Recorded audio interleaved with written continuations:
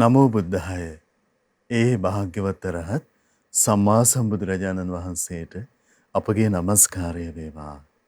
ඔබේ කලන මිතුරා ශ්‍රද්ධා රූපවාහිනිය ඔස්සේ වගේම ලක්කිරුව අනුවිදුලිය ඔස්සේ ශ්‍රද්ධා ලක්කිරුව අන්තර්ජාල සජීව අවකාශය ඔස්සේ ශ්‍රද්ධා ධම්සභා මණ්ඩපයේ පොසොන් පොහොයට පසුව සමයේ පෙරදාවේ අපි ඔබට සමීප කරන්න සූදානම් වන්නේ.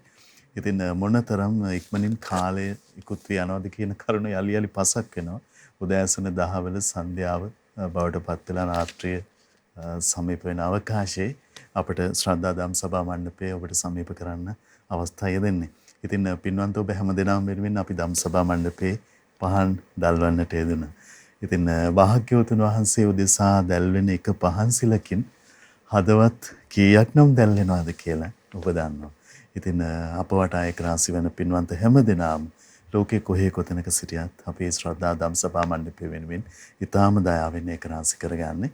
ඉතින් අපට අනුකම්පාවෙන්ම ගරුතර මහා සංඝරුවන අපගේ පින්වත් ස්වාමීන් වහන්සේ ධම්සභා මණ්ඩපය වෙනුවෙන් මේ අවස්ථාවේ වැඩමවන්නට යෙදුණා.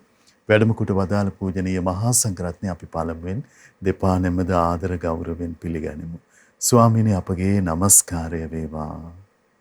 ඉතින් අපි ඊළඟට සූදානම් අද සදැහැති දායකත්වය පිළිබඳව සිහිපත් කරගන්න.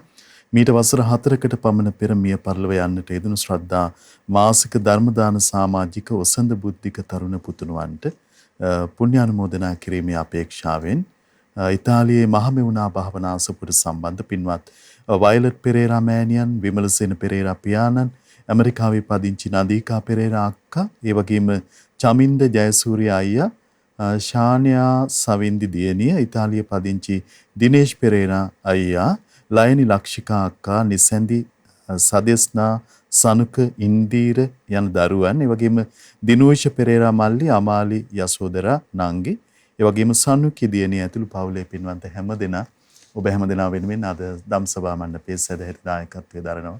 ඒ පින්වන්ත හැමදෙනාමත් කැටුව පිනැති ඔබ හැමදෙනාමත් කැටුව අපි මහා සංඝරත්නයට ආරාධනා කරන්න සූදානම් වන අවස්ථාව. ඉතින් ආපදා අභියෝග සම්පන්න කාලවකවානුවක් මාතෘ භූමියට ඒ වගේම ලෝකෙ පුරාමත් ඉතින් කවර අභියෝගයක් උදා වුණත් ජීවිතේට ඒ තුල මිනිසත් බව මතුවෙනවා නම් මිනිසත් බව උදෙසා කැපවෙන්න අවකාශ සලසගන්න පුළුවන් නම් කවර හෝ තැනක කිසිවෙකුට මුළු මහත් ලෝකයේටම ජීවිතය පිණිස මහත් වූ ධෛර්යය සපයන කාරණාවන් නිර්මාණය වෙනවා. ඉතින් මේ අවස්ථා මේ මොහොතේත් ලෝකයේ කොහේ හෝ කොතැනක නිර්මාණය වෙන්න පුළුවන්. ඉතින් මේ සියල්ල අපි ආවර්ජනා කරගෙන අසහාය සත්පුරුෂ රත්නය භාග්‍යවතුන් වහන්සේ පිළිබඳව හදවත දල්වාගෙන ධම්සභා මණ්ඩපය ආරම්භ කරන්න අවස්ථා සූදානම් කරමු. මහා සංඝරත්නය වන්දනා කොටගෙන ආරාධනා කරගන්න. ස්වාමීනි අපගේ নমස්කාරය වේවා. ධම්සභා මණ්ඩපය ආරම්භ කරන්න අපට අනුකම්පාවෙන් අපගේ පින්වත් ස්වාමීන් වහන්සේට අනුශාසනාවන් වැටහේවා. අවසරයි ස්වාමීනි.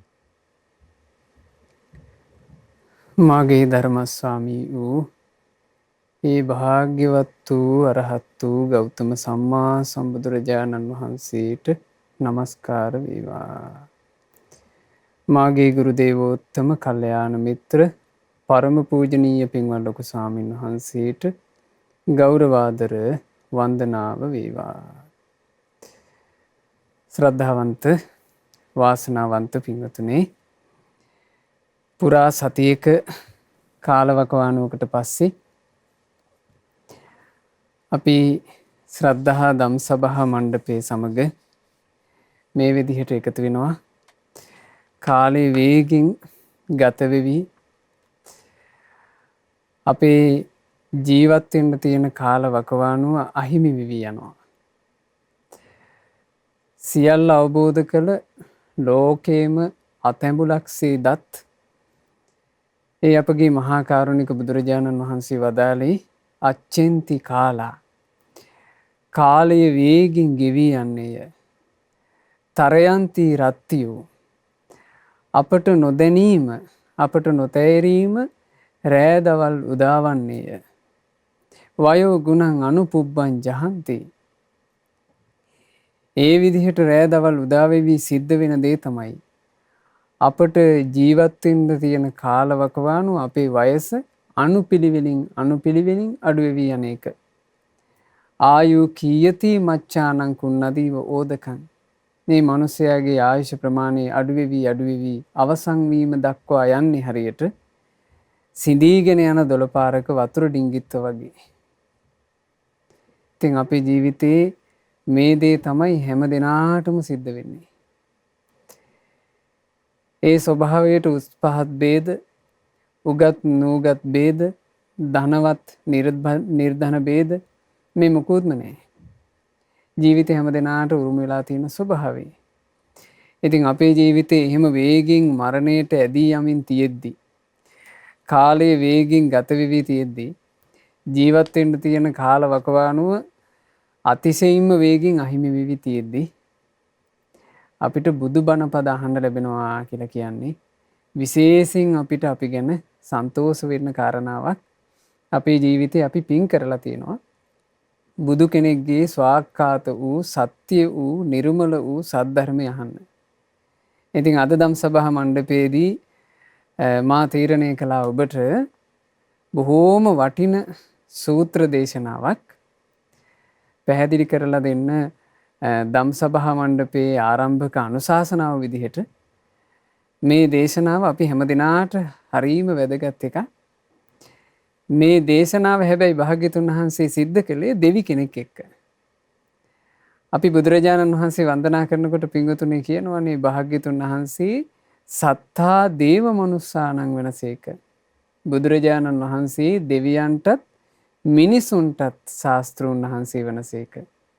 එතකොට බුදුරජාණන් වහන්සේගේ ධර්මය අහන්න ඒ ධර්ම අමෘතය ශ්‍රවණය කරනු කැමැත්තෙන් ඒක රාශී වුණේ මිනිස්සු විතරක් නෙමෙයි. එහෙමයි ස්වාමීනි. බොහෝ දෙවිවරු. එහෙමයි.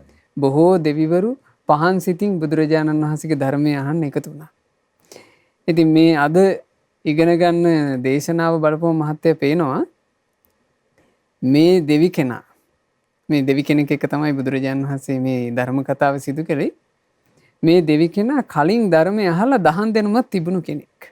එහෙමයි. ඒ කියන්නේ බුදුරජාණන් වහන්සේ ළඟට ඇවිල්ලා භාග්‍යතුන් වහන්සේ ඉදිරියේ ඒ දෙවියා ධර්මයේ කිව්වේ. ඉතින් බුදුරජාණන් වහන්සේ සවැත් නුවර ජේතවනාරාමේ වැඩ ඉද්දි මේ සිදුවීම සිද්ධ වුණේ ඒ දේව පුත්‍රයාගේ නම කේම දේව පුත්‍රයා. මේ කේම කියන දිව්‍ය පුත්‍රයා භාග්‍යතුන් වහන්සේ සමීපයට පැමිණිලා බොහෝම ආදර ගෞරව සහිතව වන්දනාමාන කරලා බුදුරජාණන් වහන්සේට මෙන්න මෙහෙම ධර්ම ගාථාවක් ප්‍රකාශ කළා. චරන්ති බාලා දුම්මේධා අමිත්තේ නේව අත්තන කරොන්තා පාපකං කම්මං යං හෝති කටුකප්පලං. ස්වාමීනි, ප්‍රඥාවක් නැති මෝඩ මිනිස්සු ජීවත් වෙන්නේ තමන්ම තමන්ට සතුරු වෙලා වගේ.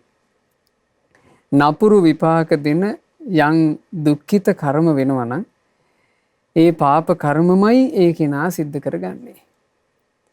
ඒ පව් කර කර ජීවත් වෙන ජීවිතේ ඒ දේව පුත්‍රයා හැඳින්නුවේ තමන්ම තමන්ට සතුරු වී ගත කරන ජීවිතය විදිහට.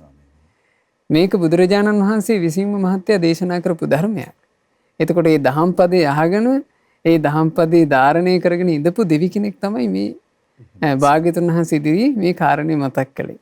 ස්වාමීනි, දැන් අපිට බොහෝ වෙලාවට අපේ සිහියෙන් ගිලිහෙන දෙයක් වැරද්ද අපි අතින් සිදුවෙන අවස්ථාවේ මේ තමන්ට සතුරු වෙනව නේද කියන ආවර්ජනාවට එන්න හැමෝම දක්ෂ වුණොත් ස්වාමීනි.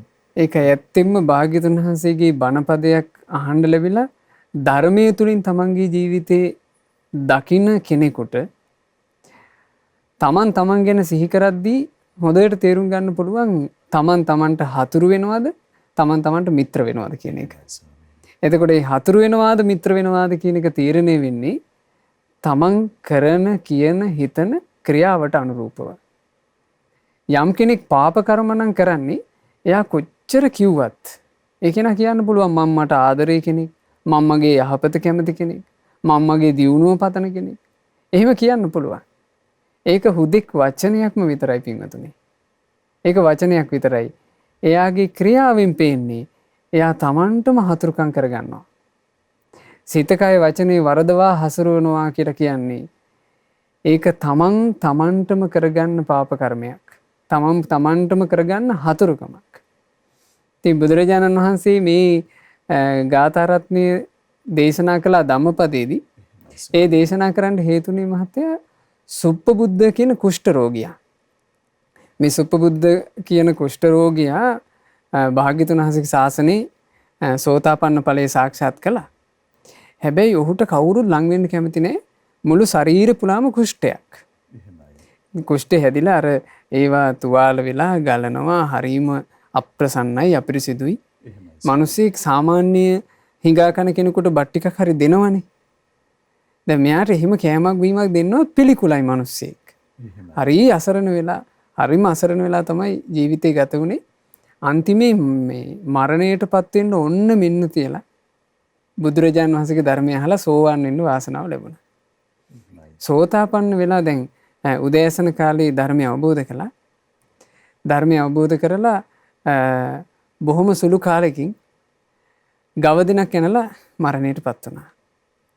දැන් ඉතින් හරියට මේක කතා බහට ලක් වුණා සෙවන් නුවර ජනතාව අතරේ. ආන්න එතකොටයි භාග්‍යතුන් වහන්සේ දේශනා කළේ ඔය සුප්පබුද්ධ මහපාරේ හිඟා කෑවට හරි ප්‍රඥාවන්ත කෙනෙක් බුදුරජාණන් වහන්සේගේ ධර්මය අවබෝධ කළා කියන කාරණේ. එතකොට මිනිස්සු අහන්න පටන් ගත්තා. ධර්මය අවබෝධ කරපු කෙනෙක් ධර්මය අවබෝධ කරන්න තරම් මහා පින් තිබ්බ කෙනෙක් මෙහෙම සෝචනීය විදිහට හිටියේ ඇයි? කුෂ්ඨයක් හැදිලා. දැන් පින්වන්තයෙක් කියලා කියන්න අමාරුයිනේ. කුෂ්ඨ හැදිලා ඒ කුෂ්ඨ වලින් හැමතිස්සෙම සැරව ගලනවා. එතකොට භාග්‍යතුන් වහන්සේ දේශනා කළා ඒක කලින් කරගත් එක. පසේ බුදුරජාණන් වහන්සේලා වැඩ ඉන්න කාලෙක තගරසිකී කියන පසේ බුදුරජාණන් වහන්සේ නමක් බොහෝම ගුණ සම්පන්න උත්තමයන් වහන්සේ නමක් අනිත් මිනිස්සුන්ට අනුකම්පාවෙන් ජනපදයේ ඇසුරු කරගෙන වැඩ හිටියා. මොකද මිනිස්සු දානයක් මානයක් පූජා කරලා පින් කරගන්න නිසා. එහෙමයි ස්වාමී. ඔය කාලේ මේ ප්‍රදේශයේ රජෙක් වෙලා හිටියා මෙයා. දැන් මෙයා අර වීදි සංචාරේ රජවරු වීදි සංචාරය යනවනේ. එහෙමයි. මහා ආනුභාවයෙන් කරත්තේ නැගලා වීදි සංචාරය යනකොට අර පසේ බුදුරජාණන් වහන්සේ පාරේ වැඩම කරනවා. සාමාන්‍ය මිනිස්සු රජුරුව පාරේ යනකොට රජුරුවන්ට ජයഘോഷා කරනවා. එතකොට රජුරුව හරි උජාරුවෙන් ඉතින් වටපිට බලපලනේ යන්නේ. රජුරන්ට පේනවා ඔක්කොම ජයഘോഷා අතරේ එක්කෙනෙක් ඔළුව උස්සලාවත් බලන්නේ නැතුව යනවා. රජුරන්ගේ හිතට නිකන් මහා මදිකමක් දැනුණා. මේ රජුරුව වචනයක් ප්‍රකාශ කළා. කවුද අර මුළු ඇඟම රෙද්දකින් වහගෙන යන කුෂ්ඨයා? ඒ කුෂ්ඨයා කියලා කිව්වේ පසේ බුදුරජාණන් වහන්සේට. බලන්න වචනේ පිට වුණා. වචනයක් පිට වෙනවා කියන එක මහත්ය ලේසියෙන් සිද්ධ වෙනවා. මේ අඟල් දෙකක් තුනක් තියෙන කටින් හරි ඉක්මනට වචනේ පිට වෙලා යනවා. වචනේ පිට වුණාට පස්සේ මේ වචනේ දිරවනවා කියන එක. ඒක බරපතල වචනයක් වුණොත් මේ වචනේ දිරව ගන්නවා කියන එක ආත්ම භාව ගණනාවක් නිරේ ඉපදිලා නිරයෙන් නිරයට ගිහිලා විඳෙව්වා. ඒ විඳවලා යම් ජීවිතයකට පැමිණෙනවාද මනුෂ්‍ය අතර වේවා තිරිසන් අතර වේවා අනිවාර්යෙන් ඒකේ කුෂ්ඨය.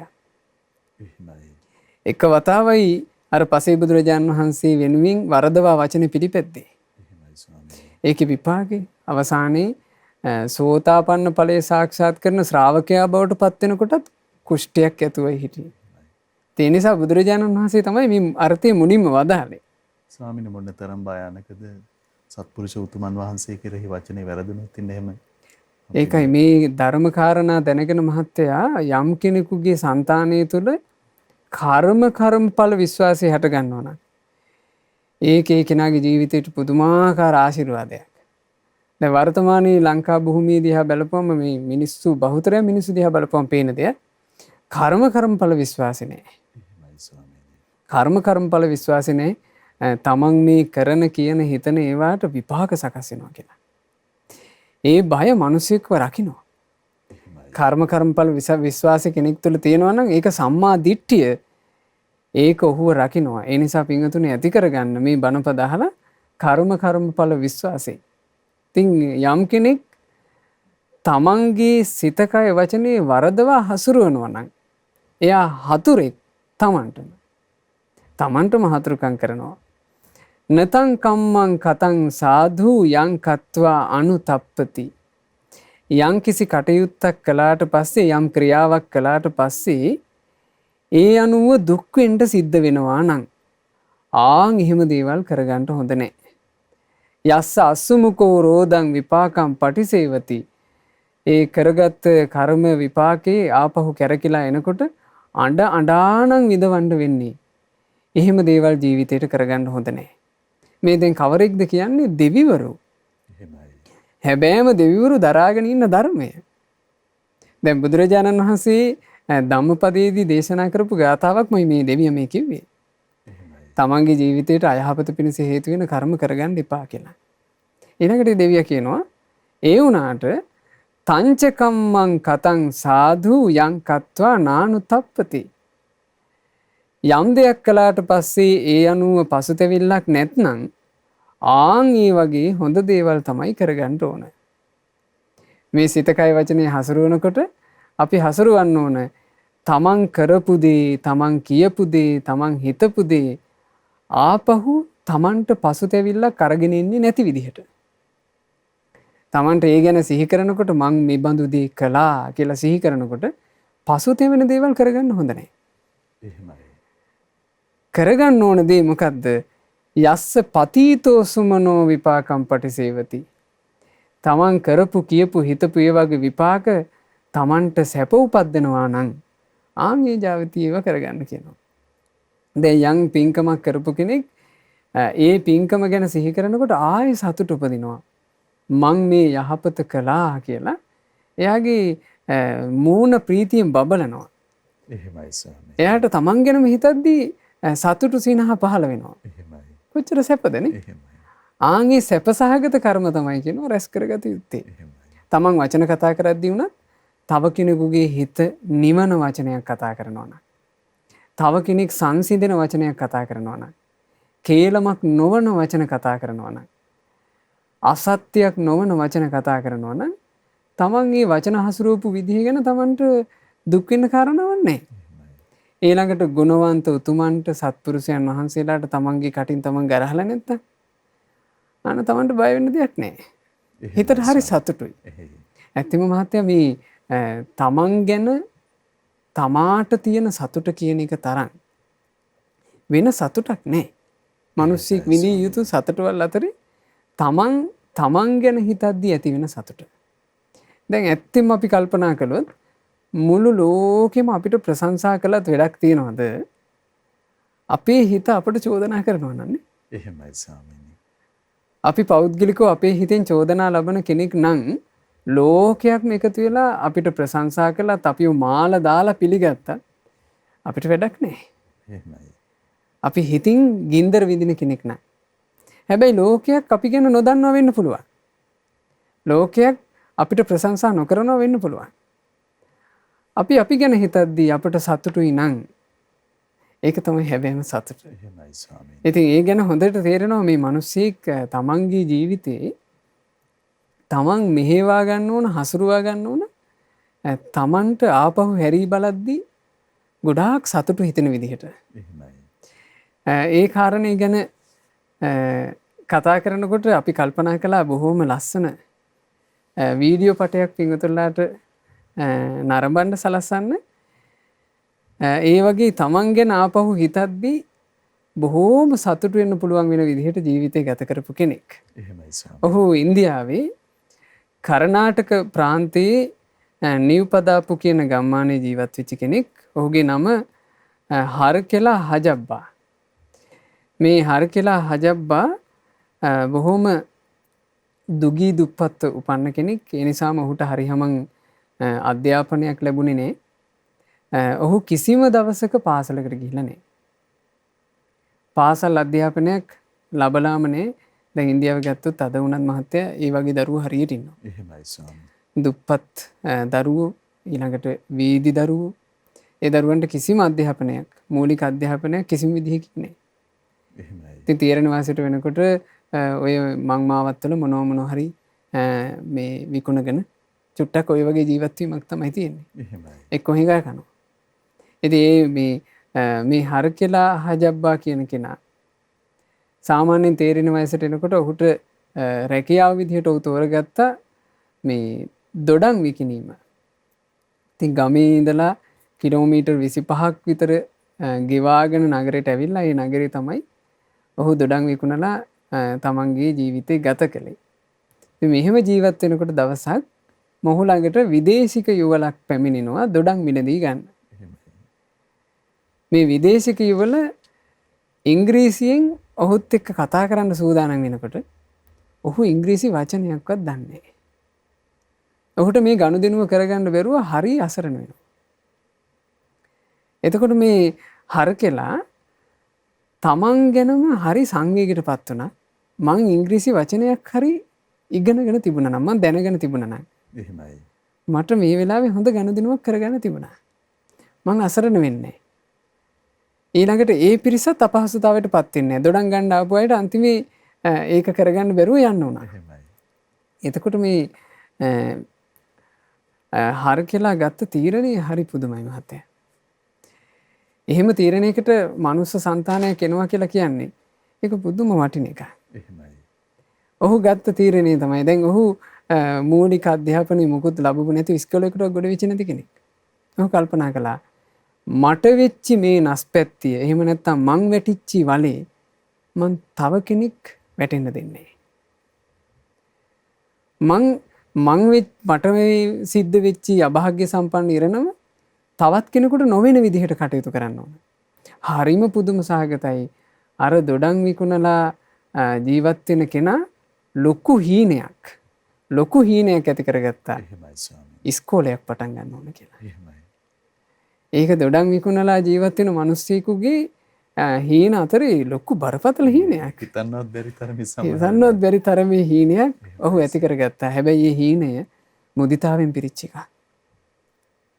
ඉස්කෝලයක් පටන් ගන්නවා කියන්නේ දැන් තමන් උදෙසා ගයක් හදා ගන්නවා කියන ඉලක්කයක් නෙවෙයි. තමන්ට වාහනයක් ගන්නවා කියන ඉලක්කයක් නෙවෙයි. අනිත් අයට අනිත් දරුවන්ට පැහැදිලි පිරිසිදු අධ්‍යාපනයක් ලබා දෙන්න මං හොඳ ඉස්කෝලයක් පටන් ගන්න ඕන. මගේ ගමේ මං හොඳ ඉස්කෝලයක් පටන් ගන්නවා කියන තැනට ඔහු ආවා. ඇවිල්ලා මහත්තයා හරි පුදුමයි. ඒ වෙනුවෙන් කැප වුණා. එහෙමයි ස්වාමී. 1999 වර්ෂයේ ඔහුගේ සිහිනේ සඵල කරන්න ඔහුට පුළුවන්කම ලැබුණා. මේ හරකෙලා හජබ්බා පාසලක් ආරම්භ කරනවා. ඒ පාසල මේ වෙනකොට බොහෝම උසස් තැනක තියෙන එකක්. ඉතින් ඔබට වීඩියෝ පටයෙන් මේ විස්තර ඔක්කොම දැන කියා ගන්න පුළුවන්. අපි දැන් මේ වීඩියෝ පටේ නරඹමු. අවසරයි ස්වාමී. ඉන්දියාවේ කර්නාටක ප්‍රාන්තයේ නිව්පදාපු ගම්මානයේ ජීවත් වූ කෙනෙක් තමයි හර්කෙලා හජබ්බා. මහපාරේ වාහන අතර සැරිසරමින් අව්වත් වැස්සත් මේ සියල්ල විඳදරා ගනිමින් ඔහු රැකියාවක් සිදු කළා. ඒ තමයි පාරේ යන්නේ ණයට දොඩම් විකිණීම.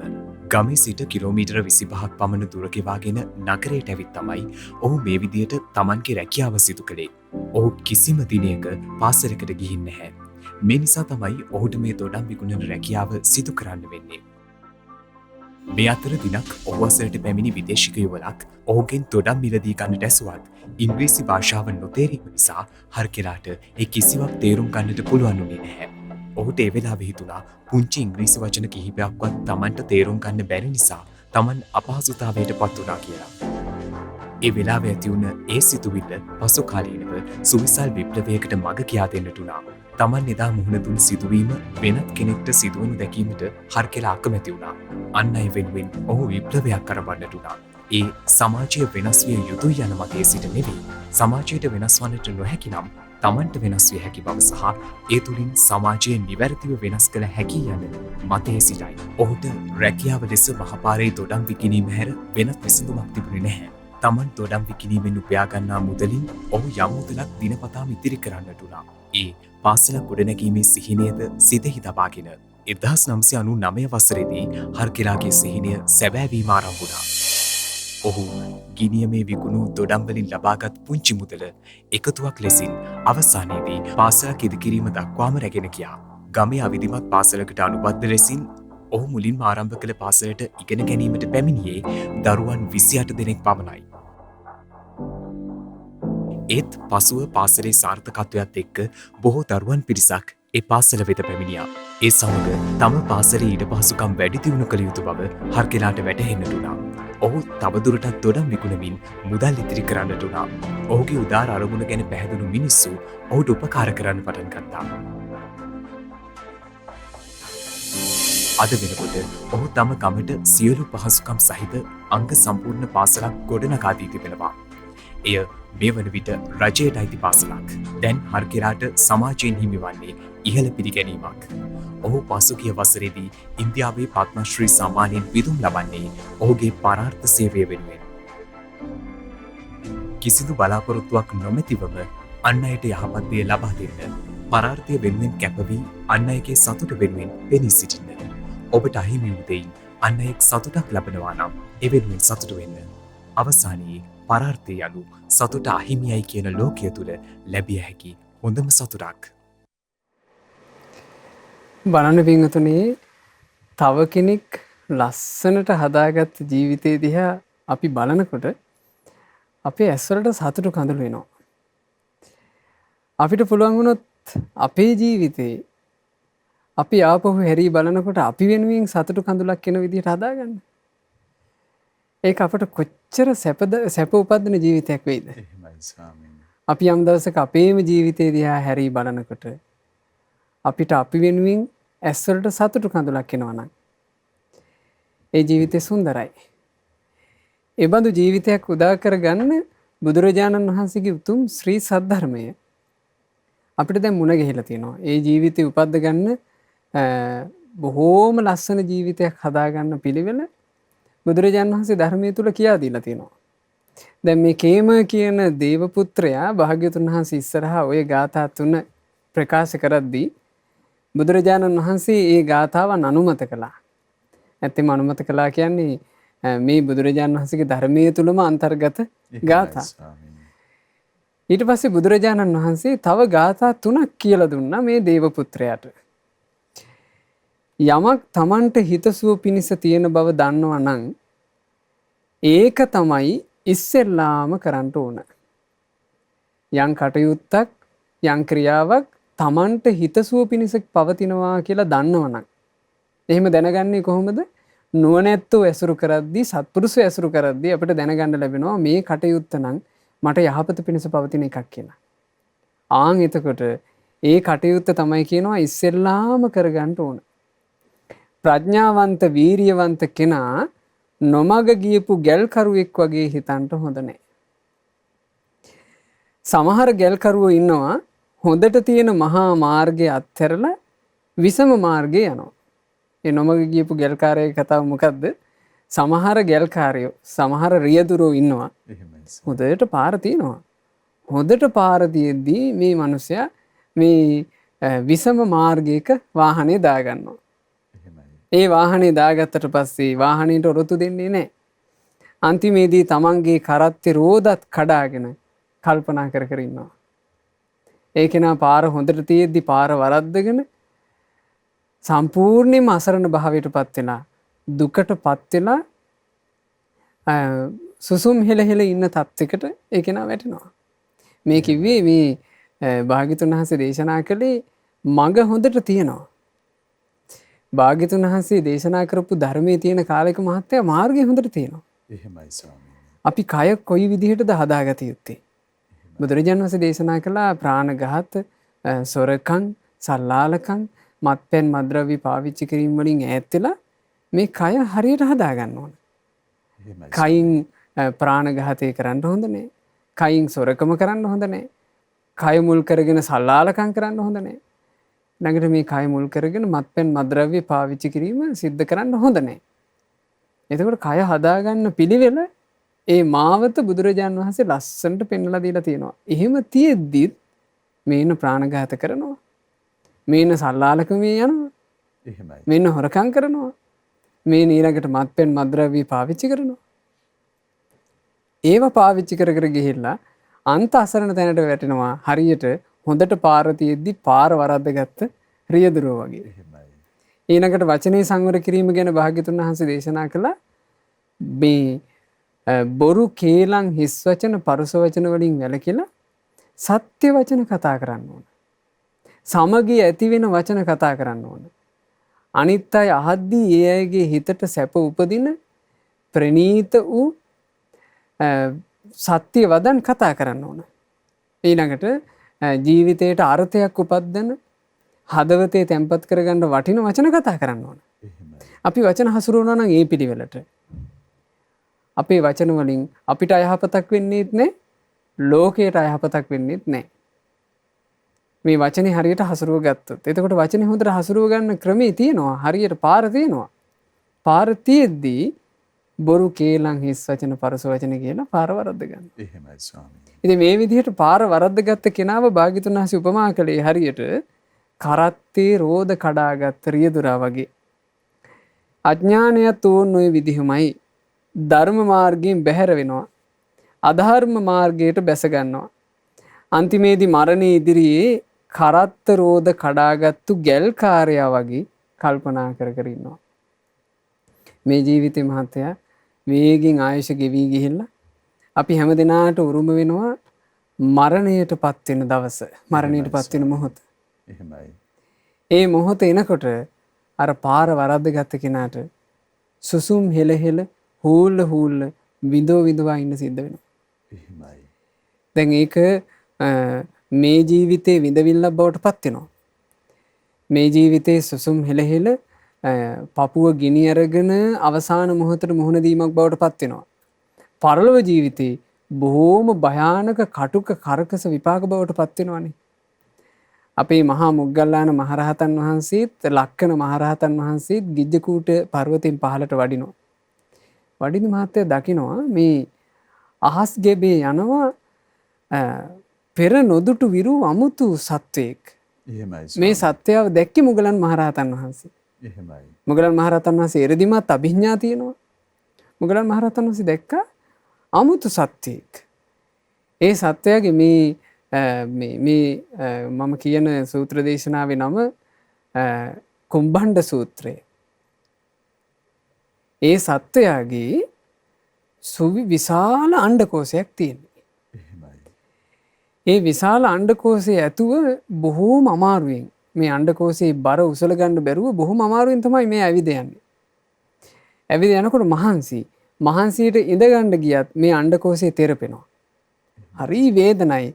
වේදනාවෙන් වුණත් අණ්ඩකෝෂයට බර දීලා ඉඳ ගන්නවා. යම් තැනක යන්න යනකොට මේ අණ්ඩකෝෂයේ ඔසවා ගන්න සිද්ධ වෙනවා.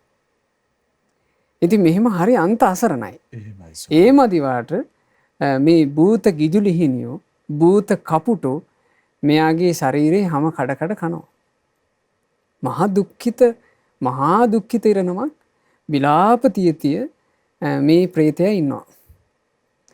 පිට වෙන්න කවුරුත් නැහැ නිසා. පිට වෙන්න අනුකම්පා කරන්න. එහෙමයි. අනේ පව් කියන්න කෙනෙක් නෑ. එහෙමයි. මොගලන් මහරහතන් වහන්සේ මේක දැකලා කල්පනා කළා. අපි මෙහෙම උපතකුත් තියෙනවනේ. මෙහෙම විඳවිල්ලකුත් මේ ලෝකේ තියෙනවනේ කියලා මොගලන් මහරහතන් වහන්සේ ඒ වෙලාවේ ප්‍රකාශයක් කරනවා. ඉතින් ඒ වෙලාවේ ලක්කන මහරහතන් වහන්සේ අහනවා ආයුෂ්මත් මොග්ගල්ලාණෙනි කුමක් දැකලාද ඔබ ඔය විදිහට ප්‍රකාශයක් කළේ? එහෙමයි. එතකොට කියනවා ආයුෂ්මතුනි ඕක දැන් අහන්න එපා. සියල්ල දන්නා සියල්ල දක්නා භාග්‍යවත් බුදුරජාන් වහන්සේ ඉදිරියේදී මගෙන් අහන්න. මම පිළිතුරු දෙන්නම් කිව්වා. එහෙමයි. එතකොට ඔන්න හවස් කාලේ භාග්‍යතුන් වහන්සේ ඉදිරියේ ඔය කාරණේ අහනවා. ආයුෂ්මත් මහා මොග්ගල්ලාණෙනි ගිජ්ජකූට පර්වතේ අපි දෙන්නාද උදෑසන කාලේ බහිනකොට ඔබ වහන්සේ මොකද්ද දැක්කේ? මා නොදුටු ඒ ඔබ වහන්සේ දැක්කදී මොකද්ද කියලා ඇහුවා. එහෙමයි. එතකොට මුගලන් මහරහතන් වහන්සේ විස්තර කරනවා මේ දැක්කේ මේ විදිහේ අමුතුම ස්වභාවයෙන් යුක්ත ප්‍රේතෙක්. භාග්‍යතුන් වහන්සේ වදාලා මහා මොග්ගල්ලාණය ඔය ප්‍රේතයව මං ඔయిత පෙර දැක්කා. හැබැයි මං කාටවත් කියන්න ගියේ නෑ. මොකද මං ඒක ප්‍රකාශ කරන්න ගිහිල්ලා ඒවා නොදකින්න මේ සාමාන්‍ය මෝඩ පහේ මිනිස්සු මගේ ප්‍රකාශය සැක කළොත්. බුදුරජාන් වහන්සේගේ ප්‍රකාශය සැක කළොත් ඒක උන්ට බොහෝ කල් අයහපත පිණිස විපත පිණිස හේතු වෙනවා. මේ දේශනාවලින් ගොඩාක් කාරණා ගන්න තියෙනවා මහත්තයා. එහෙමයි ස්වාමීනි. බුදුරජාණන් වහන්සේ නමක් සියල්ල අවබෝධ කරගෙන යමක් දේශනා කරනකොට ඒ දේශනා කරපු බණපදයේ කෙනෙක් සැක කරනවා නම් ඒ බණපදයේ ගැන බුදුරජාණන් වහන්සේටත් වඩා දන්න කෙනෙක් වගේ කතා කරනවා නම් ඒ කෙනාට ඒක බොහෝ කල් අයහපත පිණිස හේතු වෙනවා. බුදුරජාණන් වහන්සේගේ තියෙන කරුණාව. භාග්‍යවතුන් වහන්සේ වදාළා මහා මොග්ගල්ලානේ මං ඒ නිසා ඔක කිව්වේ නෑ. හැබැයි දැන් මං මේ ගැන ප්‍රකාශ කරන්නම්. මොකද දැන් ඒ බඳු දේ දකින්න ශ්‍රාවකයෝ මට ඉන්න නිසා. එහෙමයි. බුදුරජාණන් වහන්සේ වදාළා මහා මොග්ගල්ලානේ ඔය මේ රජගහ නුවරම හිටපු කෙනෙක්. රජගහ නුවරම හිටපු අල්ලස් අරගෙන මේ වැරදි නඩු තීන්දුව දීපු හිමිකාරයන් අහිමිකාරයන් කරපු අහිමිකාරයන් හිමිකාරයන් කරපු තමන්ගේ නඩු විනිශ්චය කිරීමට තමන්ට ලැබිලා තිබුණු මේ හැකියාව ඒ අවස්ථාව බොහොම වැරදි විදිහට පාවිච්චි කරපු පවිටු විදිහට ජීවිතය ගත කරපු නඩුකාරයෙක් කිව්වයි. එහෙමයි ස්වාමීනි. එතකොට මේ නඩුකාරය මහත්තයා ඒ කාලේ නඩු කතා කරනකොට මේ ඒ නඩුකාරයාට වැඩක් නැහැ කවුද හරිම හිමිකාරයා කවුද මේ බොරු කරන කෙනා මේක වැඩක් නැහැ. එහෙමයි. සල්ලි කුට්ටිය තිබ්බනම් ඇති. එහෙමයි ස්වාමීනි. එතකොට හේන් සීරුවේ සල්ලි කුට්ටිය අරගෙන සල්ලි කුට්ටිය හංග ගන්නවා. සල්ලි කුට්ටිය හංගගෙන වැරදි තීරණය දෙනවා. එහෙමයි. තමන්ට ලැබිච්ච දේ වරදවා පාවිච්චි කළා. ඒ වරදවා පාවිච්චි කරනකොට දැන් තමන්ගේ සල්ලි කුට්ටිය තර වුණානේ එන්න තර වුණා. එහෙමයි. සල්ලි තියෙන මිනිස්සුන්ගේ නඩු ඔක්කොම දිනුවා.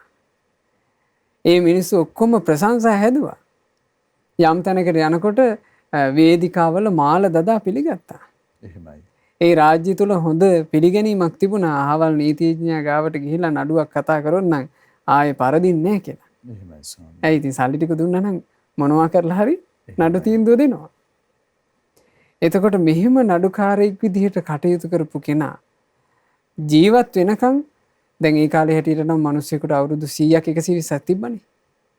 ඒ ජීවිතේ තියනකන් මේ හොඳට තමන්ගේ මඩිය තර කරගත්තා. අවසානයේ ඒ මේ වැරදි සහගත මුදල් වලින් මඩිය තර කරගත් එක මතක් වෙන්න උපදින ජීවිතේට හොඳ බර එකක් හම්බුණා. එහෙමයි ස්වාමීනි. සුවිශාල අණ්ඩකෝෂයක් දරාගෙන ඒක නිසාම දුක් විඳිනවා. එහෙමයි. බලන්න මේ විපාක සකස් වෙන ආකාරය. තමන්ට මේ ඔබ වහන්සේ කලින් මතක් කළ ආකාරයෙන් තමන්ටම තමන් සතුරු වෙන වැඩපිළිවෙලක සමාදන් වුණොත් ස්වාමීනි සිද්ධ වෙන විපත්තිය. සිද්ධ වෙන විපත්තිය ඇත්තටම මහත්තයා සතුරෙක්කු දෙසා එච්චර විපතක් කරන්න බෑ. එහෙමයි ස්වාමීනි. සතුරෙක් වොන්නම් අපිව ඝාතනය කරයි. වැඩිම වුණොත්. එහෙයි ස්වාමීනි. සතුරෙකුට බෑ නිරේ දාන්න. සතුරෙකුට බෑ പ്രേත ලෝකයේ දාන්න. සතුරෙකුට බෑ තිරිසන් අපායට දාන්න. හැබැයි තමන් විසින්ම වරදවා කරන කාය කර්මය තමන්ව නිරය තිරිසන් ලෝකයේ പ്രേත ලෝකයට අරන් යනවා. තමන් විසින් වරදවා කරන වචී කර්මය මනෝ කර්මය තමන්ව දුක්ඛිත උපතකට අරන් යනවා. ඒ නිසා තමන් පව් කරනවා නම් පින්වතුනේ ඒ තමන්ගේ පාපී ක්‍රියාව තමන් කයින් දුස්චරිතය යෙදෙනවා නම් වචනින් දුස්චරිතය යෙදෙනවා නම් මනසින් දුස්චරිතය යෙදෙනවා නම් මිත්‍යා දෘෂ්ටික නම් ඊළඟට මේ ආර්ය උපවාද කර්මය කරනවා නම් මේ කර්ම අතරේ කතා කරනකොට බරපතල කර්මයක් විදිහට පෙන්නනවා. ආර්ය උපවාද කර්මය. අරියාණං උපවාදක. එහෙමයි. ආර්යයන්ට උපවාද කරනවා නම් මේ දේවල් තමන් විසින් කරගන්න බරපතල හතුරුකම්. මේවාට බොහෝම දුක් සහිත විපාක විඳවන්න සිද්ධ වෙන්නේ. ඒ නිසා පින්වතුනේ මේ ලැබිච්ච දුර්ලභ මනුස්ස ජීවිතේ අපි අපිට ආදරය කරන අය විදිහට අපි ලස්සනට හදා ගන්න ඕන. යම් දවසක මරණයටපත් වෙද්දී මරණයටපත් වීම කියලා කියන්නේ අපේ ඒකාන්තයෙන්ම අපිට නියත වෙලා තියෙන උරුමයනේ. එහෙමයි. අපි උපන්නන ඉපදිච්ච අපි හැමෝම අනිවාර්යෙන් මරණයටපත් වෙනවමයි. එහෙමයි ස්වාමීනි. නැහිසෝ උපක්කමෝ අත්ති යේන ජාතානමියරේ. කිසිම උපක්‍රමයක් නැහැ මේ ලෝකේ උපන්නාන නොමැරී සදාකාලිකව ජීවත් වෙන්න. ඉතින් මරණයටපත් වෙන අය විදිහට ඒ මරණ මංචකයට යනකොට අපිට පුළුවන් නම් මෙන්න මෙහෙම ජීවිතයක් හදාගෙන තියාගන්න. අපි ආපහු හැරී බලනකොට අපිට අපි ගැනම පේනකොට ඇස්වලට එනවා සතුටු කඳුළු. අපි සංවේදී චිත්‍රපටියක් බැලුවොත් එහෙම අපිට සතුටු කඳුළු වෙනවා. එහෙමයි ස්වාමීනි. ඒ සංවේදී චිත්‍රපටියේ තියෙන මේ සංවේදී කාරණේ අපේ හිතට මේ අපේ ඇස් වලට කඳුලක් එකතු කරනවා. ඊළඟට අපි සතුටු හිතෙන දෙයක් ඉස්සරහා අපේ ඇස් වලට කඳුළු වෙනවා. මහත්තයා දැන් දුකටත් කඳුළු වෙනවා සතුටට කඳුළු වෙනවනේ. එහෙමයි ස්වාමීනි. ඕකෙන් දුකට එන කඳුල හරි වේදනාකාරී. හැබැයි සතුටට එන කඳුල හරි සැපයි. එහෙමයි. අපිට අපි දිහාම බලද්දී ඇස් වලට සතුටු කඳුළු වෙනවා නම් ඒක කොච්චර සුන්දර දෙයක්ද? අපේ ජීවිත කතාව කියන චිත්‍රපටිය අපිට මරණාසන්න මොහොතේ බලන්න සිද්ධ වෙනවා. අපේම ජීවිතය කියන චිත්‍රපටිය. ඒ චිත්‍රපටිය බලද්දී ඒ චිත්‍රපටිය බලබලා සතුටු කඳුළු හෙලන්න තියෙනවනේ. ඒක අපේ ජීවිතේට කොච්චර සැපයක්ද කොච්චර ශාන්තියක්ද? හැබැයි පින්වතුනි සතුටු කඳුළු එන චිත්‍රපටියක් අපි බලන්න නම් අපි ජීවත් වෙන කාලේ චිත්‍රපටිය හදන්න ඕන. ජීවත් වෙන කාලේ සතුටු කඳුලක් එන විදිහට බැලිය හැකි චිත්‍රපටියක් හැදුවේ නැත්තම් අපිට අවසාන මොහොතේ වෙවුල බලන්න වෙන චිත්‍රපටියක් ඉතුරු වෙන්නේ. ඒ නිසා තමන්ගේ ජීවිතේ ලස්සනට හදාගන්න මේ කේම දේවපුත්‍රයාත් එක්ක බුදුරජාණන් වහන්සේ කරපු මේ ලස්සන දහම් කතාව. මේ දහම් කතාවෙන් සම්පූර්ණයෙන්ම භාග්‍යතුන් වහන්සේ දේශනා කළේ ජීවත් වෙන කාලේ පසු නොතැවෙන ලස්සන ජීවිතයක් හදා ගැනීම ගැන. ඒ නිසා සුපින්නතුල්ලා හැම දිනාට මේ දුර්ලභ වූ මනුස්ස ජීවිතේ කෙටි ආයුෂක් එක්ක ලැබිච්ච මනුස්ස ජීවිතේ මරණයට පත් වෙන්න මත්තෙන් තමන් ගැන තමන් සිහි කරනකොට තමන්ට විශාල සතුටක් උපදින සැනසීමක් ඇති වෙන තමන් ජීවිතේ ගත කරපු හැටි සිහි කරනකොට තමන්ගේ ඇස් වලට කඳුළු උනන තරම් සතුටක් උපදින ලස්සන ජීවිත ඇති කරගන්න පින්වතුන් හැම දිනාට වාසනාව ලැබේවා. ස්වාමීනි අපට අවසර ලැබේවා විරාමයේ පිණිස කාලය සූදානම් කරගන්න අපි සූදානම් වෙනවා. අපිට අවසරයි ස්වාමීනි. ඉතින් සතුටු කඳුලක් නෙත දවටාගෙන ජීවිතය අතහරින මොහොතට සූදානම් වෙන්න දහම් අවවාද ලැබුණා. කවර අභියෝග නැත්නම් තීව්‍ර අභියෝග අභිමුවවත් සංවර වෙන්න අපට අවකාශ පිණිස දහම් අවවාද ලැබුණා. ඉතින් ඔබට ඒ පිළිබඳව ධෛර්ය ලැබේවා කියලා අපිත් සිහි කැඳව ගන්නවා. ඉතින් ශ්‍රද්ධා ධම්සභා මණ්ඩපයේ ඉරිදා රාත්‍රිය ඔබ රැඳෙන්නේ. අපි මේ විරාමයෙන් පස්සේදී ඔබේ දහම් ගැටළු වලට පිළිතුරු ලබා දෙන්නත් ගරුතර මහා සංඝරත්නයේ ආශිර්වාදයෙන් අවකාශ වෙන් කරගන්නවා. 0112 548 400 ඔස්සේ ඔබේ දහම් ගැටලුව පැහැදිලිව නිර්වෘල්ව ඉදිරිපත් කරන්න කියලා අපි ඔබට ආරාධනා කරනවා. එhmenan අපි දැන් විරාමය ලබා ගනිමු.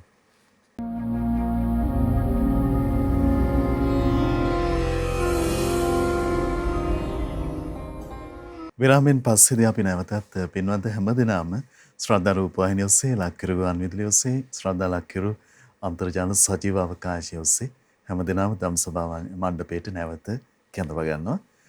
දැන් ගරුතර මහා සංඝරත්නයේ ආශිර්වාදයෙන් ඔබේ දහම් ගැටළු වලට පිළිතුරු ලබා දෙන්න අපි සූදානම් වන්නේ. දුරකථන මාර්ගය ඔබ දන්නවා 0112 548 400 ඔස්සේ ඔබේ දහම් ගැටළු පැහැදිලිව කෙටියෙන් අපට නිරවුල්ව ඉදිරිපත් කරන්න කියලා ආරාධනා කරනවා. ඉතින් ඒ සමගම අද අපට ලැබෙන මුල්ම දහම් ගැටළුව ලබා ගන්න අපි සූදානම්. දුරකථනයේ රැඳෙන ඔබට අපි කතා කරන්නේ මාතරින් නන්දසේන මහත්මයා. නමෝ බුද්ධාය තෙරුවන් සරණයි. මගේ ගැටලුව තියෙන්නේ දැන් සෝවාන් වෙනකොට සක්කාය දිට්ඨි විචිකිච්ඡා සීලබ්බත පරමාර්ථ තුරන් වෙනවා කියලා කියනවා අහලා තියෙනවා. එතකොට මේ දැනගන්න ඕන දැන් සක්කාය දිට්ඨිය සම්පූර්ණ තුරන් වෙන්න රාහත් වුණාමයි කියලා ධර්ම දේශනාවලදී අහලා තියෙනවා. මට දැනගන්න ඕනකම තියෙන්නේ මේ අපි දැන් සාමාන්‍යයෙන් සෝවාන් සත්‍යයට සමන්පත් වුණොත් තමන් දැනගන්නේ කොහොමද? ඒ කියන්නේ සලකමක්වත් මොකක්ද තියනවද කියලා දැනගන්නේ කොහොමද කියන එකයි ඕන. ඒ කියන්නේ හුඟාත්තර සෝවාන් සත්‍යයටපත් වෙනනේ හුඟ දෙනෙක්ගේ අදහස තියෙන්නේ. ඉතින් අපේ බලාපොරොත්තු තියෙන්නේ මේ සෝවාන් සත්‍යයටපත් වෙන ආසන්නේ හරි අපිත් ඒක ගැන අවබෝධයක් එන්නේ කොහොමද කියලා දැනගන්න ඉතින් ස්වාමීන් වහන්සේගෙන් දැනගන්න ඕනා කියලා. හොඳයි. තෙරුවන් සරණයි ඔබට. තෙරුවන් සරණයි. අවසරයි ස්වාමී. මාර්ගඵල අවබෝධය සම්බන්ධයෙන් අපගේ ශාස්ත්‍රුන් වහන්සේ දේශනා කරපු මේ මූලික කාරණා සියල්ල පැහැදිලි කර ගනිද්දී අපිට මේ කාරණේ බොහොම වටින විදිහට ඉස්මතු කරගන්න පුළුවන්. එහෙමයි ස්වාමීන්. ඇත්තෙම භාග්‍යතුන් වහන්සේ දේශනා කළානේ මේ සම්බුද්ධ ශාසනයේ ශ්‍රාවකයාට මහත්තයා සිංහනාද කරන්න කිව්වා. මේ බුදු සසුනේ තමයි පළවෙනි ශ්‍රමණයාත් ඉන්නේ, දෙවෙනි ශ්‍රමණයාත් ඉන්නේ, තුන්වෙනි ශ්‍රමණයාත් ඉන්නේ, හතරවෙනි ශ්‍රමණයාත් ඉන්නේ මේ බුද්ධ ශාසනයේ. අනිත් සියලු ශාසන අනිත් සියලු ඉගැන්වීම් ශ්‍රමණයන්ගෙන් හිස්. එහෙම සිංහනාද කරන්න කිව්වා. එතකොට පළවෙනි ශ්‍රමණයා කියලා කිව්වේ සෝතාපන්න ශ්‍රාවකයා. දෙවෙනි ශ්‍රමණයා කිව්වේ සකදාගාමී ශ්‍රාවකයා. තුන්වෙනි ශ්‍රමණයා කියලා කිව්වේ අනාගාමී ශ්‍රාවකයා. හතරවෙනි ශ්‍රමණයා කියලා කිව්වේ උතුම් රහතන් වහන්සේ. බුදුරජාණන් වහන්සේගෙන් දවසක් කෙනෙක් අහනවා ස්වාමීනි භාග්‍යතුන් වහන්සේ සෝවාන් වීම පිණිස කළ යුත්තේ මොකක්ද? එහෙමයි. සෝතාපන්න ඵලය සාක්ෂාත් කරන්න මොකක්ද කළ යුත්තේ? බුදුරජාණන් වහන්සේ එතකොට දේශනා කළා සෝතාපන්න ඵලය සාක්ෂාත් කිරීම පිණිස අංග 4ක් පුරුදු කළ යුත්තේය. ඒ අංග 4 මොනවද? සත්පුරුෂ ආශ්‍රය, සද්ධර්ම ශ්‍රවණය, යෝනිසෝ මනසිකාරය, ධම්මානුධම්ම පටිපදාව. ඔය 4 පුරුදු කරන්න ඕනේ කිව්වා කෙනෙක් සෝතාපන්න ඵලය සාක්ෂාත් කරනවා නම්. එතකොට කෙනෙක් සෝතාපන්න ඵලය සාක්ෂාත් කරනකොට ඔය 4 පුරුදු කරලා හොඳ මේ සද්ධර්මයේ පැහැදිලිව නිර්වුල්ව කියා දෙන උතුම් සත්පුරුෂයන් වහන්සේ නමක්ව ඇසුරු කරලා ඒ සත්පුරුෂයන් වහන්සේ හඳුනාගෙන ධර්මය ඇහුවා. ඒ අහන සද්ධර්මයේ හොඳට නුවණින් විමසුවා. නුවණින් විමසමින් ධර්මයට අනුව ජීවිතේ හැඩගස්වා ගන්න මහන්සි ගන්නකොට ඔන්න ඒ කෙනා සෝතාපන්න ඵලය සාක්ෂාත් කරනවා. එහෙමයි. සෝතාපන්න ඵලය සාක්ෂාත් කරද්දි මොකක්ද වෙන්නේ? බුදුරජාන් වහන්සේ දේශනා කළා සෝතාපන්න ඵලය සාක්ෂාත් කරන කෙනාට සිද්ධ වෙන ක්ලේශ ඡේදනය මේ සංසාරයට බැඳලා තියෙන සංයෝජන ධර්ම 10න් ඒවට කියනවා දස සංයෝජන, ඕරම් භාගීය සංයෝජන 5යි, උද්දම් භාගීය සංයෝජන 5යි. ඒ දස සංයෝජන වලින් ඕරම් භාගීය සංයෝජන යටතේ තියෙන සක්කාය දිට්ඨිය, විචිකිච්ඡාව, සීලබ්බත පරාමාසය කියන සංයෝජන 3 සම්පූර්ණයෙන්ම දුර වෙනවා. සම්පූර්ණයෙන්ම දුර වෙනවා කෙනෙක් සෝතාපන්න ඵලය සාක්ෂාත් කරනකොට. එතකොට කෙනෙක් කියනවා නම් මේ සක්කාය දිට්ඨිය දුර වෙන්නේ සෝවාන් වෙද්දී නෙවෙයි රහත් වෙද්දී කියලා. ඒක ආධර්මය. එහෙමයි ස්වාමීනි. ඒක ආධර්මයක්. ඒක හිතලුවක්. Taman හිතලා කියපු එකක්. ඒක බුද්ධ වචනේ නෙවෙයි. එහෙමයි. එතකොට බුද්ධ වචනේ බහානේ අපි මේක කල්පනා කරන්න ඕනේ. බුදුරජාණන් වහන්සේ පැහැදිලිව දේශනා කළා සෝතාපන්න ශ්‍රාවකයා තුල සක්කාය දිට්ඨිය, විචිකිච්ඡාව, සීලබ්බත පරාමාසය කියන කාරණා 3 සම්පූර්ණයෙන්ම දුරු වෙනවා. ඒ කෙනා තුල පිහිටනවා කියනවා කරුණු 4ක්. බුද්ධේ අවිච්ඡප්පසාද, බුදුරජාණන් වහන්සේ ගැන කාටවත් හොලවන්න බැරි ප්‍රසාදේ. ධම්මේ අවිච්ඡප්පසාද, ධර්මයේ ගැන කිසි කෙනෙකුටවත් හොලවන්න බැරි ප්‍රසාදේ. සංඝේ අවිච්ඡප්පසාද, උතුම් ශ්‍රාවක සංගරුවන ගැන මේ තුන් ලෝකේ කිසි කෙනෙකුට හොලවන්න බැරි ප්‍රසාදේ. ආර්යකාන්තේ හි සීලේ හි සමන්නාගතෝ. උතුම් වූ ආර්යකාන්ත සීලය, නොකැලැල් පිරිසිදු සීලය ඔහුගේ පිහිටනවා. එහෙමයි. ඊළඟට මහත්තයා තවත් සෝතාපන්න ශ්‍රාවකෙක් තුල පිහිටන අංගයක් විදිහට සෝතාපට්ටි සංයුත්තේදී බුදුරජාණන් වහන්සේ වදාලා ඒ කෙනාගේ මසුරු මල සම්පූර්ණයෙන් දුර වෙලා යනවා. මසුරුකම පිහිටන්නේ. යම් කෙනෙක් සෝතාපන්න වෙනකොට ඒ කෙනා තුල මසුරුකම පිහිටන්නේ නැහැ. එතකොට මේවා අපි මූලික දේශනා ඇසුරින් තමයි පැහැදිලි කරගත යුත්තේ. එහෙමයි. සෝතාපන්න වෙච්චි කෙනාට තමන් ගැනම මේ මෙහෙම හැඟීමක් හට ගන්නවා කියනවා. මම දැන් සෝතාපන්න කෙනෙක්. සෝතාපන්න කියලා කියන එකේ සිංහල අර්ථය මොකද්ද? සෝතය කියලා කිව්වේ ධර්ම මාර්ගය, ආර්ය අෂ්ටාංගික මාර්ගය. එහෙම නැත්නම් නිවන් මාර්ගය. ආපන්න කියලා කිව්වේ බැස ගන්නවා. මම දැන් නිවන් මාර්ගට බැසගත්ත කෙනෙක් කියලා යාට හැඟීමක් ඇති වෙනවා. මන්ම සෝතාපන්න කෙනෙක්, නියත වශයෙන්ම සම්බෝධි පරායන, නියත වශයෙන්ම නිවන දකින කෙනෙක්. ඊළඟට මට අභව්‍යයි තිරිසන් ලෝකයේ, പ്രേත ලෝකයේ, නිරය කියන මේ 4 අපාය මං සතර අපායේ උපදින්නේ නෑ කියන දැක්ම යාට ලැබෙනවා. එහෙමයි ස්වාමී. එතකොට මේ සෝතාපන්න වෙච්ච ශ්‍රාවකයෙක් තුල තමන් තමාව හඳුනා ගැනීම. ඒ කෙනා තමාව අඳුන ගන්නවා මම සෝතාපන්න කෙනෙක්. මං නිවන් මාර්ගට බැසගත්ත කෙනෙක්. මට තෙරුවන් ගැන අචල ප්‍රසාදේ තියෙනවා. මා තුළ තියෙන සීලය ආරේකාන්ත සීලයක්.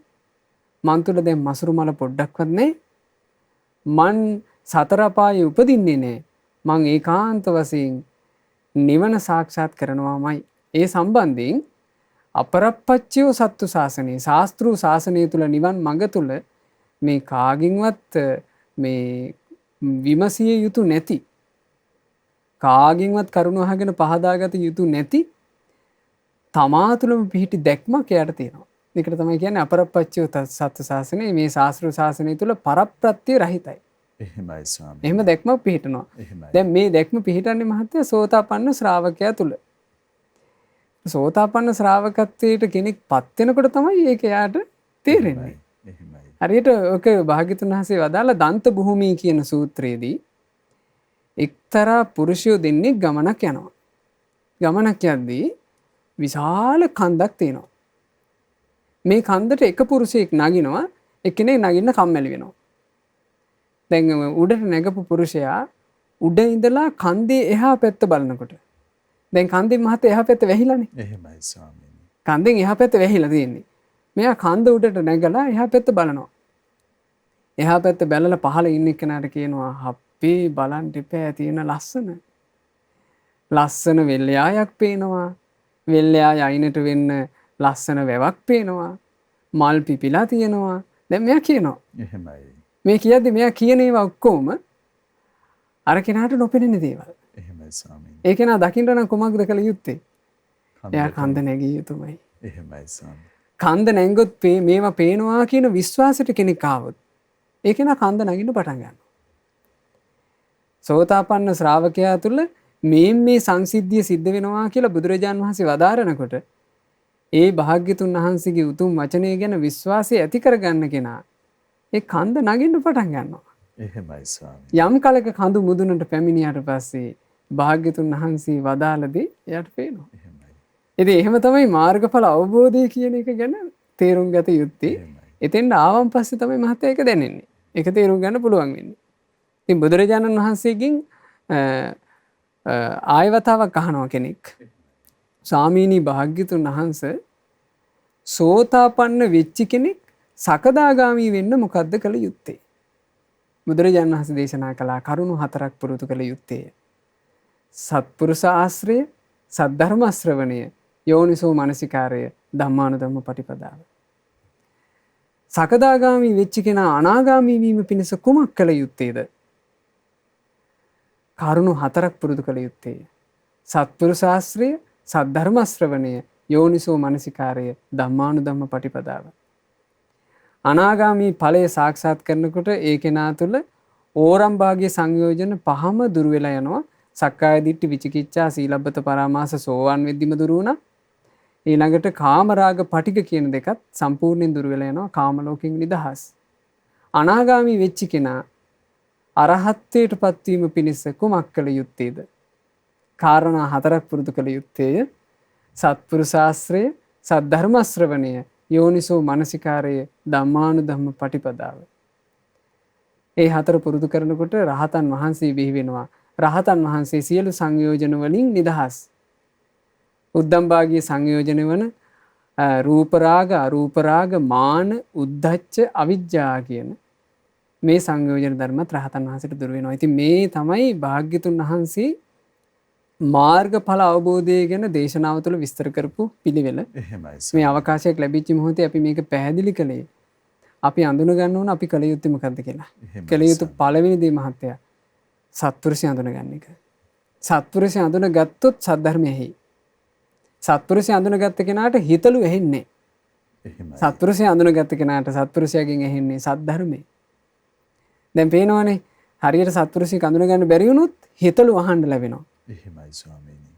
බුදුරජාණන් වහන්සේගේ භාෂිතය අහන්න ලැබෙන්නේ නැහැ. සම්පූර්ණයෙන්ම ගමනඟ අඩාල වෙලාම සම්පූර්ණයෙන්ම පාර වර්ධිනවා. එහෙමයි ස්වාමී. සම්පූර්ණයෙන්ම මාර්ගය වරදිනවා එක එක්කෙනාගේ හිතලු ඇහුවොත්. එහෙමයි. ඉතින් බුදුරජාණන් වහන්සේගේ භාෂිතයම යහන්න ඕනේ. ඇසූ භාෂිතය හොඳට නුවණින් පැහැදීමෙන් කල්පනා කර කර ධර්මයට අනුව ජීවිතේ හසුරුවා ගන්නකොට මාර්ගඵල අවබෝධය ලබන්න පුළුවන්. මාර්ගඵල අවබෝධය ලැබූ කෙනාට තමන්ගේ මාර්ගඵල අවබෝධය ලැබුවා කියන එක තේරෙනවා. එහෙමයි ස්වාමීනි. අවසරයි ස්වාමීනි. පින්වත් ස්වාමීන් වහන්සේ අපට අනුකම්පාවෙන් ධර්මයේ පහදා වදාලා.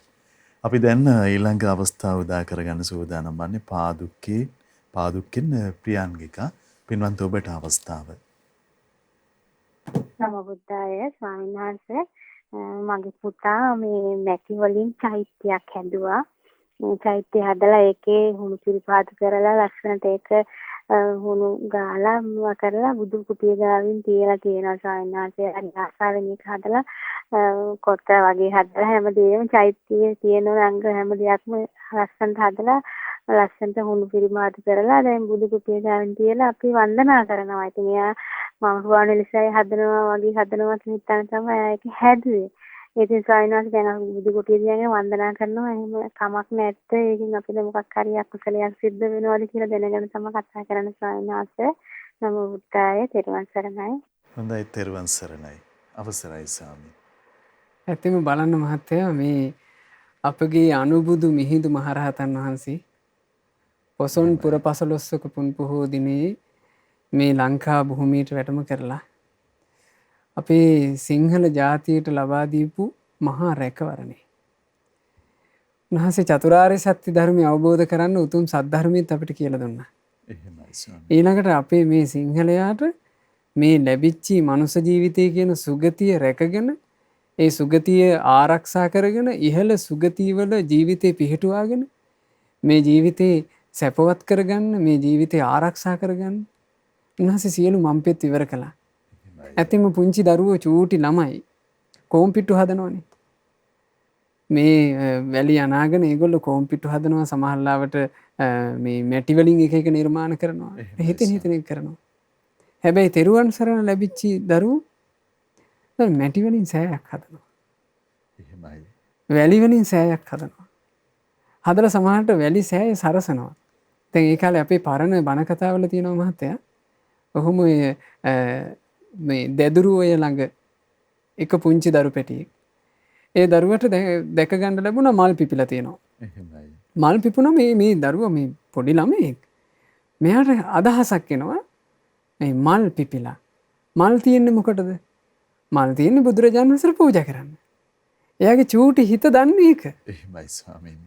එයා මල් දැක්කහම එයාට මේ දෙමව්පියන්ගෙන් ආපු ආభాසි මල් පිපිලා ලස්සන මල් පිපිලා තියෙනවා නම් මොනවද කරන්න ඕන? මල් නම් පිපිලා තියෙන්නේ ඒ මල් බුදුරජාණන් වහන්සේට පූජා කරන්නයි තියෙන්නේ. එහෙමයි ස්වාමීනි. ඒතර මෙයාට දැන් අර සෙල්ලමත් එක්ක මෙයාට කම්මැලි ගෙදර යන්න. මෙයා කල්පනා කළා බුදුරජාණන් වහන්සේට මල් පූජා කරන්න මම දැන් මෙතන කරන්න ඕන. මෙයා වැලි අරගෙන හැදුවා වැලි සෑයක්. ඉතින් පුංචි අත්වලින් මෙයාට පුළුවන් විදිහට වැලි සෑය හැදුවා.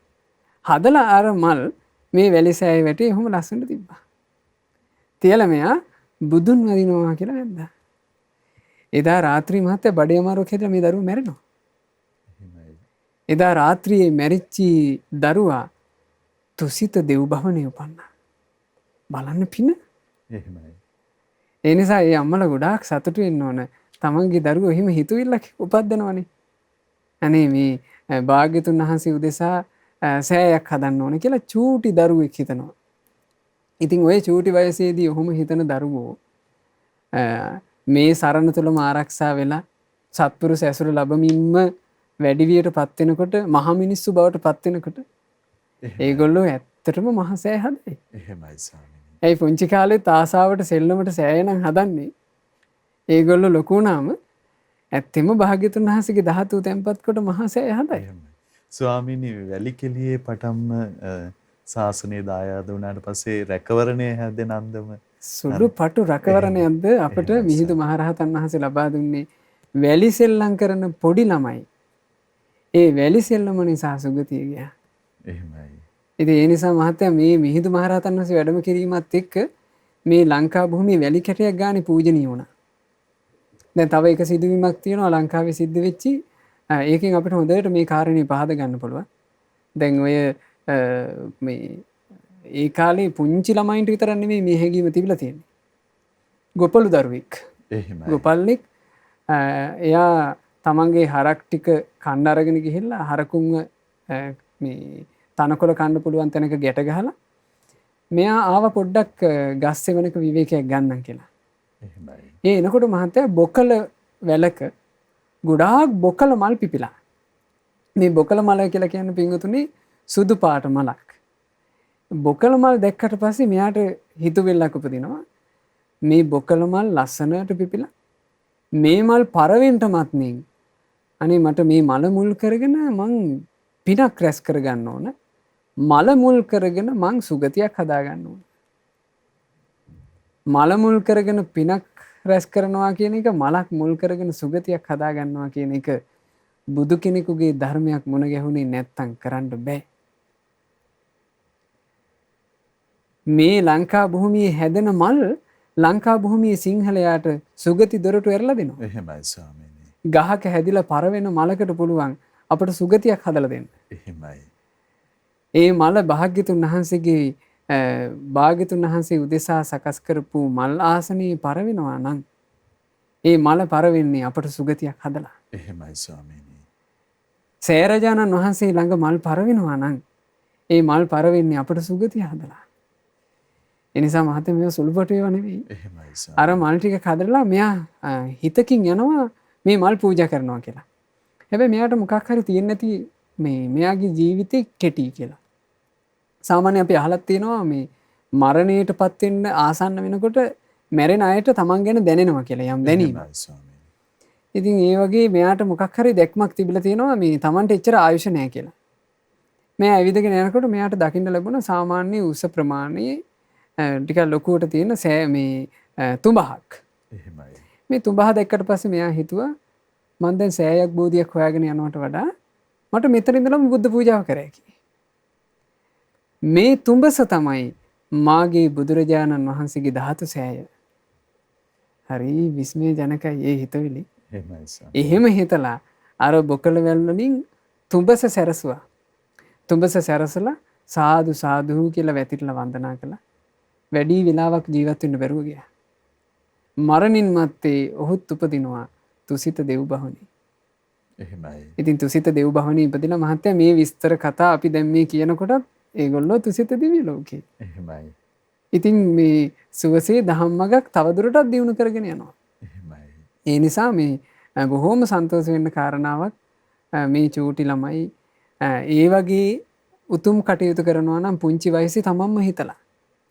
තමන්ට මෙහිතක් එනවා නම් බුදුරජාණන් වහන්සේට සෑයක් හදන්න ඕනේ කියලා පොඩි ළමයෙකුට එයාට එන හිතුවිලි දාමයේ අතරේ ඒක කොච්චර ලස්සන හිතුවිල්ලක්ද. ඒ නිසා දෙමාපියන්ට බොහෝසේ සතුට වෙන්න පුළුවන්. අවසරයි ස්වාමීනි. ඉතින් පින්වත් පුතාගේ පින්කම අපි හැමදෙනාමත් අනුමෝදන් වෙනවා. අපි පින්වත් ස්වාමීන් වහන්සේට බොහෝ දහම් කාරණා හැමදෙනාට පහදා දෙන්නත් අවස්ථාව යෙදුණා. පුතා සෑය කළ නිසා අපි හැමෝම අනුමෝදන් වෙනවා. ඉතින් අපි දැන් මද විරාමයක් නැවත ලබා ගන්න. විරාමයෙන් පස්සේ නැවතත් ඔබේ දහම් ගැටළු වලට අවස්ථාව ලබා දෙන්න සූදානම්.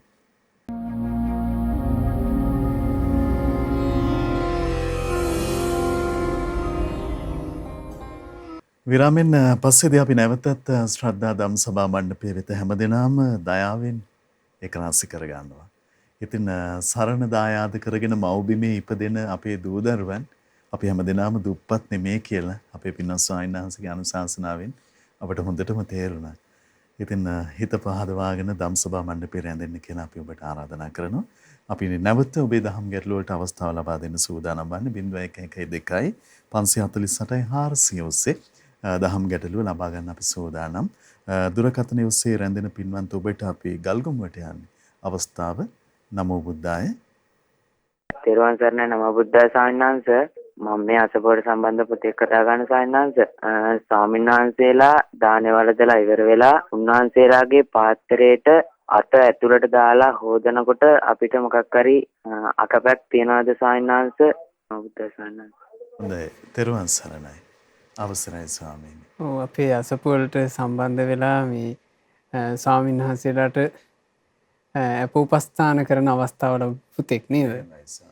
එතකොට ස්වාමීන් වහන්සේලාගේ දන් වැළඳූ පාත්‍රයක් හෝ වේවා යම් භාජනයක් ඒක පිරිසිදු කරනවා කියලා කියන්නේ ඒක සංඝයා උදෙසා කරන උපස්ථානයක්.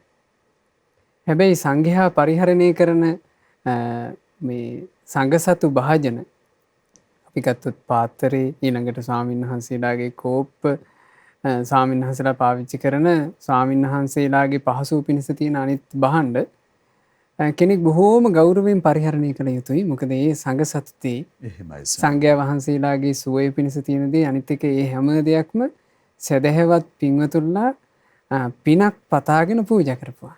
ඒ නිසා ඒ ගෞරවයෙන් යුක්තව මේ සංඝයා උදෙසා සංඝසතුදී පිරිසිදු කරලා යම් කටයුත්තක් කරනවා නම් ගෞරව සම්ප්‍රයුක්ත සිතකින් ඒකෙන් ඒ කෙනාට ඒකාන්තයෙන් පිනක්මයි රැස් වෙන්නේ. ඒ නිසා මේ සංඝෝපස්ථාන කියන උදාර පින්කම සිද්ධ කරනවා කියන හිතින් ඒ පින කරගන්න. හොඳයි. අවසරයි ස්වාමීනි. ඊළඟට දුරකථනයේ රැඳෙනවා හලාවතින් සිතාරා. පින්වන්ත ඔබට අවස්ථාව. මගේ ප්‍රශ්නේ තමයි මම බුදු පහන තියෙනකොට මහරහතන් වහන්සේලාට කියලා වෙනමම පැම් වීදුරුවක් තියෙනවා. ඒක හොඳද නැද්ද කියලා ස්වාමීන් වහන්සේගෙන් දැනගන්න ඕනේ. නම බුද්ධාය තෙරුවන් සරණයි. තෙරුවන් සරණයි. අවසරයි ස්වාමීනි. නිවසක අපේ නිවසේ අපි පහන් දල්වන තැන එහෙම නැත්නම් අපි බුදු කුටිය ආදී සකස් කරලා තියෙන තැන අපිට පුළුවන් භාග්‍යතුන් වහන්සේ උදෙසාත් උතුම් රහතන් වහන්සේලා උදෙසාත් පුද පූජා සකස් කරන්න පසුබිම හදාගන්නනේ. එහෙමයි ස්වාමීනි. ඒ නිවසේ අපි හදාගෙන තියෙන පසුබිමට අනුව කිසිම වැරද්දක් නැහැ. භාග්‍යතුන් වහන්සේ උදෙසා පහන් දල්වන එක ඊළඟට මහ රහතුන් උදෙසා සියලු රහතන් වහන්සේලා උදෙසා කියලා අපිට පහන් දල්වන්න පුළුවන්. එහෙමයි. පූජා තැන්පත් කරන්න පුළුවන්. දැන් මේ කාලේ ගත්තොත් එහෙම අපි මේ කොරෝනා වසංගත තත්ත්වයේ ආරම්භයේ පටන් අපේ ගුරු දේවෝත්තම පින්වත් ලොකු ස්වාමීන් වහන්සේගේ කාරුණික ආශිර්වාදයේ මඟ පෙන්වීම මත අපේ පින්වත් ස්වාමීන් වහන්සේලා තුන්වරු පිරිතක් විදිහට සෙත් පිරිත් සජ්ජායනාව සිදු කරනෝනේ අඛණ්ඩව. එහෙමයි. ඉතින් මේ පිරිත් සජ්ජායනාවලදී ඊට සම්බන්ධ වෙච්ච බොහෝ සදහැවතුන්ලා හුරු වෙලා ඉන්න එක භාග්‍යතුන් වහන්සේ උදෙසා පහනක් දැල්වනවා නිවසේ.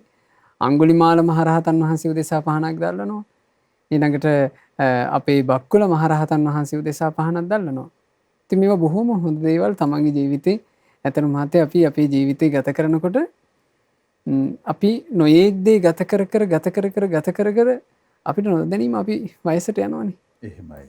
ඉතින් අපිට අපේ නිවසේදී විශාල යහපතක් එකතු කරගන්න පුළුවන් අවස්ථාවක් භාග්‍යතුන් වහන්සේ උදෙසා කරන පූජා. ඊළඟට රහතන් වහන්සේලා උදෙසා කරන ඔය වගේ පූජා සත්කාර. දැන් හැමදාම නිවසක බුදු පහන දැල්වනවා නම් හවස් කාලේ බුදු පහන දැල්වලා බුද්ධ වන්දනාව කරනවා නම් මහත්තයා ඒක දිනපතා කරනකොට භාග්‍යතුන් වහන්සේ වැඳීමේ පින කොච්චර සකස් වෙනවද? එහෙමයි ස්වාමීනි. එතෙන්නම කෙනෙක් රහතන් වහන්සේලා උදෙසාත් පහනක් දැල්වලා පැන් විදුරුව පූජා කරනවා නම් ඒකනට රහතුන් වැඳීම රහතුන්ට පුද සත්කාර කිරීම ඒ පිනත් එකතු වෙනවා. එහෙමයි. ඒ නිසා ඒකන එහෙමයි ඔබ තේරුම් ගත යුත්තේ. අවසරයි ස්වාමීනි. අපි ඊළඟ අවස්ථාව ලබා ගන්න සූදානම් සිද්ධ මුල්ලෙන් බණ්ඩාර. පින්වත් ඔබට අවස්ථාව ලැබෙනවා. එමේ වතවත්ති මාර්යා කියන පුද්ගලයා බුදුහාමුදුරුවෝ ඇතුළු මේ සියලුම ශ්‍රාවකයන්ට අභියෝග කරා කියනවා. එතකොට ඔය වතවත්ති මාර්යාට ඔය කියන බලය ලැබුණේ ඔය කොහොමද කියන එක තමයි දැනගන්න ඕනේ මාත්‍යාවට. බොහොම ස්තුතියි. නමෝ බුද්ධාය. තෙරුවන් සරණයි. අපි ස්වාමීන් වහන්සේගෙන් විමසමු. අවසරයි ස්වාමී. මාරත්ථාන කියලා බුදුරජාණන් වහන්සේගේ දේශනාවේ තියෙන්නේ. මාරයා කියලා කියන්නේ එක ස්ථානයක්, මාර පදවියක්. බුදුරජාණන් වහන්සේ ඨානාඨාන ඥාණයෙන් බුදුරජාණන් වහන්සේගේ දසබල ඥාන අතරේ තියෙන විශේෂ ඥානයක් ඨානාඨාන ඥානය. ඒ කියන්නේ භාග්‍යතුන් වහන්සේ සිද්ධ වෙන්න පුළුවන් දේ විදිහට දන්නාසේක. සිද්ධ වෙන්න බැරි දේ විදිහට දන්නාසේක. මේ ඨානාඨාන ඥානයෙන් යුතු අපගේ ශාස්ත්‍රුන් වහන්සේ දේශනා කළා. සිද්ධ වෙන්න බැරි දෙයක් මේ ලෝකේ ස්ත්‍රී ස්වභාවයෙන් මාරයා බවට පත් වෙනවා කියන එක. කියන්නේ ස්ත්‍රියක් මාර වෙන්නේ නැහැ. සිද්ධ වෙන දේ තමයි පුරුෂ කෙනෙක්ම මාරයා බවට පත් වීම. එතකොට මේක මේ හොඳට අපි පැහැදිලි කරගත යුතු තැනක් මහත්තයා. මාරයා කියලා කියන්නේ මේ ලෝකයේ මහා අනසකක් පතුරවාගෙන ඉන්න. බුදුරජාණන් වහන්සේ දේශනා කළා මහණෙනි තථාගතයන් වහන්සේගේ බුදු ඇසින් මෙච්චර මැඩ පවත්වන්න අසීරු බලයක් දකින්නේ මාරයාගේ බලය තරම්. ඒ තරම් මහා බල සම්පන්න ආනුභාවයක් තියෙන කෙනෙක් මාර පදවිය කියලා කියන්නේ. දැන් ඇතැම්මු මේක අර හිතලු. දැන් මම කලිමුත් කිව්වේ හිතලු කියලා. බුදුරජාණන් වහන්සේගේ දේශනාවට මේ ගැළපෙන්නේ නැති තමන් හිතාගත්ත, තමන් මවාගත්ත, තමන්ගේ ආඩම්බරකම් එකතු කරගත්ත වචන කියනවා. ඒතර ඒක තමයි හිතලුව ඉතින්. ඒ හිතලුව ප්‍රකාශ කරනකොට හරියට හැදිච්ච එකක් තමයි මාරයා කියන්නේ පුද්ගලයෙක් නෙවෙයි. මාරයා කියලා පුද්ගලයෙක් නෑ. මාරයා කියලා කියන්නේ තමන්ගේම කෙලෙස් වලට එය කියලා. මෙහෙම හදාගෙන ඉන්න එක. තමන්ට ඕන විදිහට අර්ථකථන. තමන්ට ඕන විදිහට අර්ථකථනය කරලා තියෙනවා. නමුත් මූලික බුද්ධ දේශනාව තුළ භාග්‍යතුන් වහන්සේ පැහැදිලිව තෝරලා දෙනවා මේ මාරයා කියලා කියන්නේ කෙනෙක්. ඒක හොඳට ප්‍රකට වෙන තැනක්. එක අවස්ථාවක මහත්තයා මේ මාරයා අපේ මහා මොග්ගල්ලාන මහරහතන් වහන්සේට කරදර කරන්න හිතුවා. මොගලන් මහරහතන් වහන්සේ එළියේ සක්මන් කර කර ඉද්දි මාරයා මුගලන් මහරහතන් වහන්සේගේ කුස ඇතුළට රිංගුවා. එහෙමයි. ඒ රිංගපුවම මුගලන් මහරහතන් වහන්සේට නිකන් අර කුසේ බර බවක් දැනුණා. මුගලන් මහරහතන් වහන්සේ මේ සක්මනින් මේ වැඩම කරලා කුටිය ඇතුළට ප්‍රවිෂ්ඨ වුණා. දැන් බර ගතියක් තියෙන හින්දා සක්මන් කරන්න අමාරුයි. එහෙමයි. කුටියේ ආසනයේ වැඩ ඉඳලා උන්වහන්සේ හොඳට අවධානය යොමු කළා මේ කවුද මේ ඉන්නේ? මේ මොකද්ද උනේ කියලා. එතකොට පේනවා මාරයා ඉන්නවා. මුගලන් මහරහතන් වහන්සේ මහා එරදිමත් භාග්‍යතුන් වහන්සේට පස්සේ එරදි බලයෙන් අග්‍රේසර උත්තමයන් වහන්සේනේ. මාරයාට බැරි වුණා සැඟවෙන්න මුගලන් මහරහතන් වහන්සේට නොපෙනී. එහෙමයි. මුගලන් මහරහතන් වහන්සේ අඳුනගෙන කියනවා ඒයි මාරය. ඔහේ මොකටද මේ තථාගත ශ්‍රාවක භික්ෂුවට කරදර කරන්නේ? කරුණා කරලා මගේ කුසින් එළියට එන්න කිව්වා. එහෙමයි ස්වාමීනි. එතකොට මාරයා හිතනවා මේ භික්ෂුව මාව දැකලා නෙවෙයි මේ කියන්නේ. මේ භික්ෂුව නිකන් අර අනුමානෙන් කියන්නේ. මොකද මේ භික්ෂුවට එහෙම ලේසියෙන් මාව අඳුනගත්තේ කොහොමද? මං වගේ කෙනෙක්ව කොහොමද පහසෙන් අල්ලගත්තේ කියලා මාරයා හිතුවා. එතකොට මුගලන් මහරහතන් වහන්සේ ආයෙ කියනවා මාරය දැන් ඔහේ මේ කුස ඇතුළට වෙලා හිතනවා නේද? මේ භික්ෂුව මාව දැක්කේ නෑ නිකන් මේ හිතලා තමයි කියන්නේ කියලා. මාරේ මං ඔහේ දැකලායි කියන්නේ. කරුණා කරලා එනවා එළියට කිව්වා. ස්වාමීනි මොනතරම් ඉර්ධි සම්පත්තියක් ඥානයක් සහිතවද? ඇත්තම අපේ මේ උතුම් මහානුභාව සම්පන්න රහතන් වහන්සේලා ගැන ධර්මයේ කියවනවා නම් කොච්චර හිත පහදව ගන්න පුළුවන්ද? එහෙමයි ස්වාමීනි. එතකොට මාරයා එළියට පැමිණියා. එළියට පැමිණිලා මේ නොපෙනෙන වේශයකින් මේ කුටියේ දොරකඩ ගාව හිටගත්තා. ඒ නොපෙනෙන වේශේ මාරයා මවා ගත්තට මුගලන් මහරහතන් වහන්සේගේ මහා එරිදි බලයට ඒ වේශි පේනවා. මුගලන් මහරහතන් වහන්සේ කියනවා මාරේ ඔහේ මේ කුටියේ ඉස්සරහා දොරකඩ ගාව හිටගෙන ඉන්නවත් මට පේනවා. ඔහේ හිතාගෙන ඉන්නේ මාරේ ඔහේ ඔය කරන ඒවා ඔහේට විපාක දෙන්නේ නැහැ කියලා. ඔහේ ඔය බුදුරජාණන් වහන්සේට කරන හිංසා, භික්ෂූන්ට කරන හිංසා ඔහේට විපාක දෙන්නේ නැති වෙයි කියලා ඔහේ ඔය හිතාගෙන ඉන්නේ. එහෙම අහනවා. එහෙම අහලා කියනවා මාරය ඔහෙට මේ දැනගන්නයි කියන්නේ. ඔහෙට කලින් හිටියා මේ ලෝකේ දුසී කියලා මාරයෙක්. ඒ දුසී කියන මාරයාට නංගි කෙනෙක් හිටියා. ඒ නංගිගේ පුතා තමයි ඔහේ. එතකොට මේ දුසී කියන මාරයාගේ නැගණිය තනතුරේ හිටපු කෙනාගේ පුත්‍ර තනතුරේ ඉන්න කෙනා තමයි ඒ වෙද්දි හිටපු මාරයා. එහෙමයි. මාරය ඒ කාලේ දුසී මාරයා වෙලා හිටියේ මේ මමයි. මුගලන් මහරහතන් වහන්සේ සාංසාරික ගමනේ එනකොට මේ දුසී කියන මාර පදවිය ලබලා ඉඳලා තියෙනවා. එහෙමයි.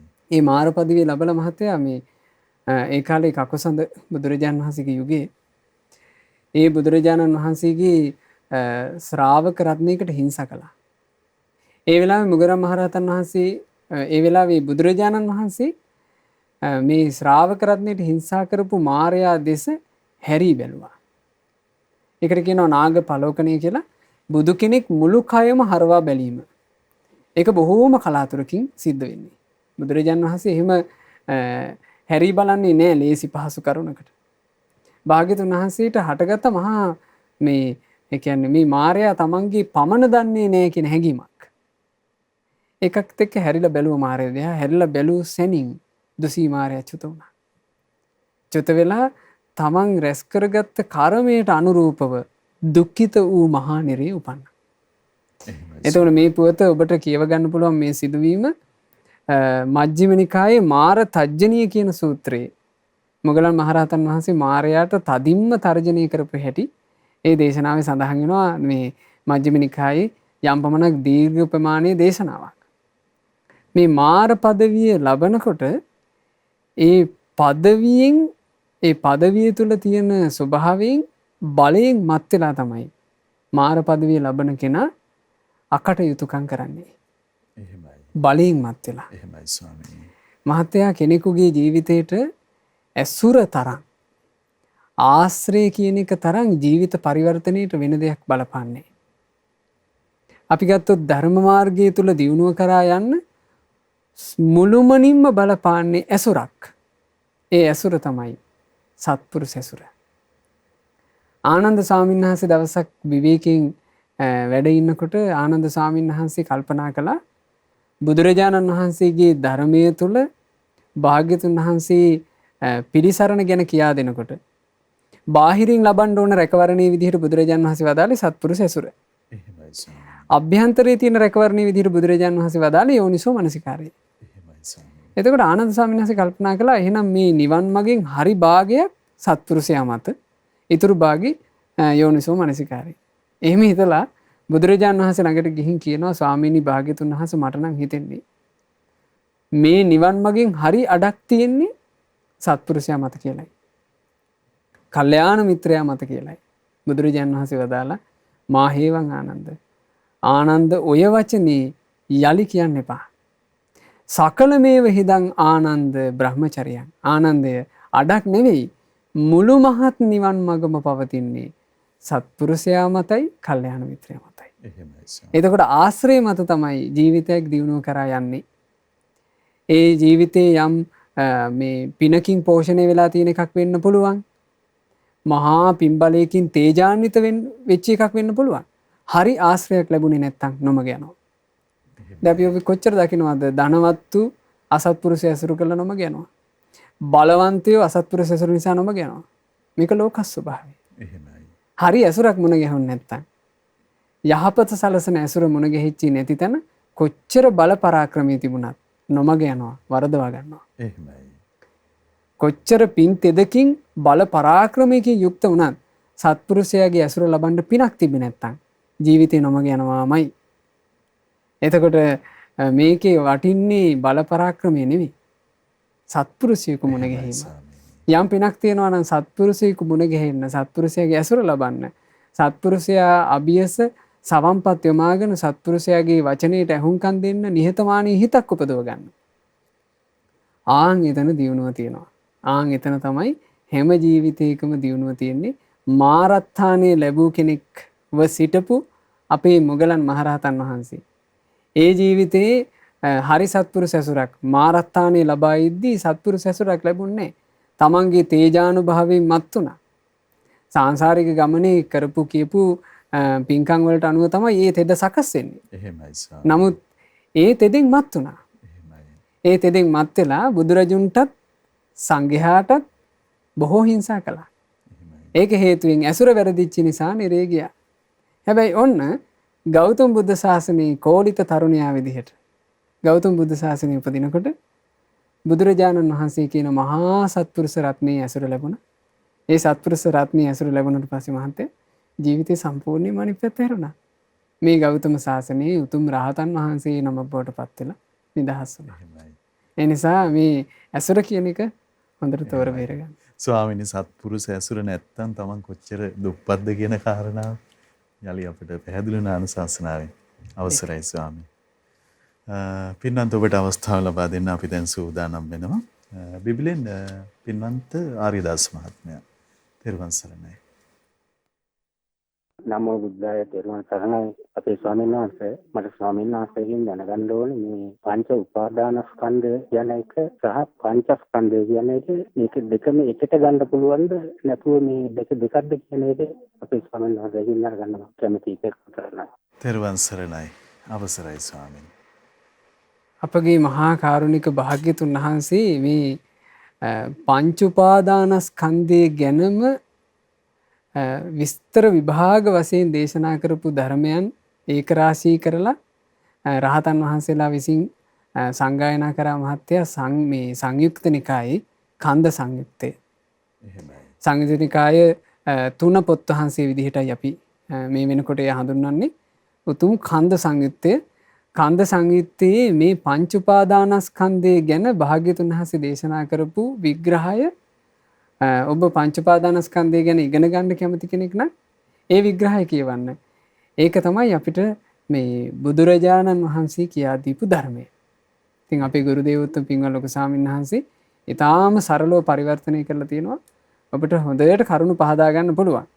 කන්ද සංයුක්තයේ කන්ද නමින්ම සූත්‍ර දේශනාවක් තියෙනවා. එහෙමයි. ඒ සූත්‍ර දේශනාවේදී බුදුරජාන් වහන්සේ දේශනා කළා මහණෙනි මම ඔබට පංචස්කන්ධය ගැනද කියා දෙන්නෙමි. පංච උපාදානස්කන්ධය ගැනද කියා දෙන්නෙමි. එතකොට එතනම පැහැදිලි පංචස්කන්ධය කියන්නේ එකක්, පංච උපාදානස්කන්ධය කියලා කියන්නේ වෙනම එකක්. එහෙමයි. පංචස්කන්ධය කියලා කියන්නේ මොකද්ද? අතීත, අනාගත, වර්තමාන කියන කාල තුනට අයිතිව තියෙන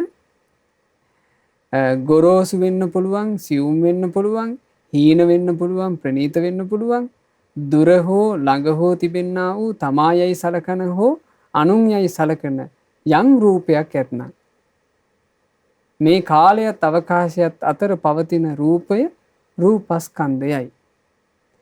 කාලයත් අවකාශයත් අතර පවතින වේදනා වේදනාස්කන්ධයයි. කාලයත් අවකාශයත් අතර පවතින සංඥා සංඥා ස්කන්ධයයි. කාලයත් අවකාශයත් අතර පවතින චේතනා සංඛාර ස්කන්ධයයි. කාලයත් අවකාශයත් අතර පවතින විඥානයේ විඥාන ස්කන්ධයයි. ඒකට කියන්නේ පංචස්කන්ධ කියලා. කොහොමද පංච උපාදානස්කන්ධ වෙන්නේ?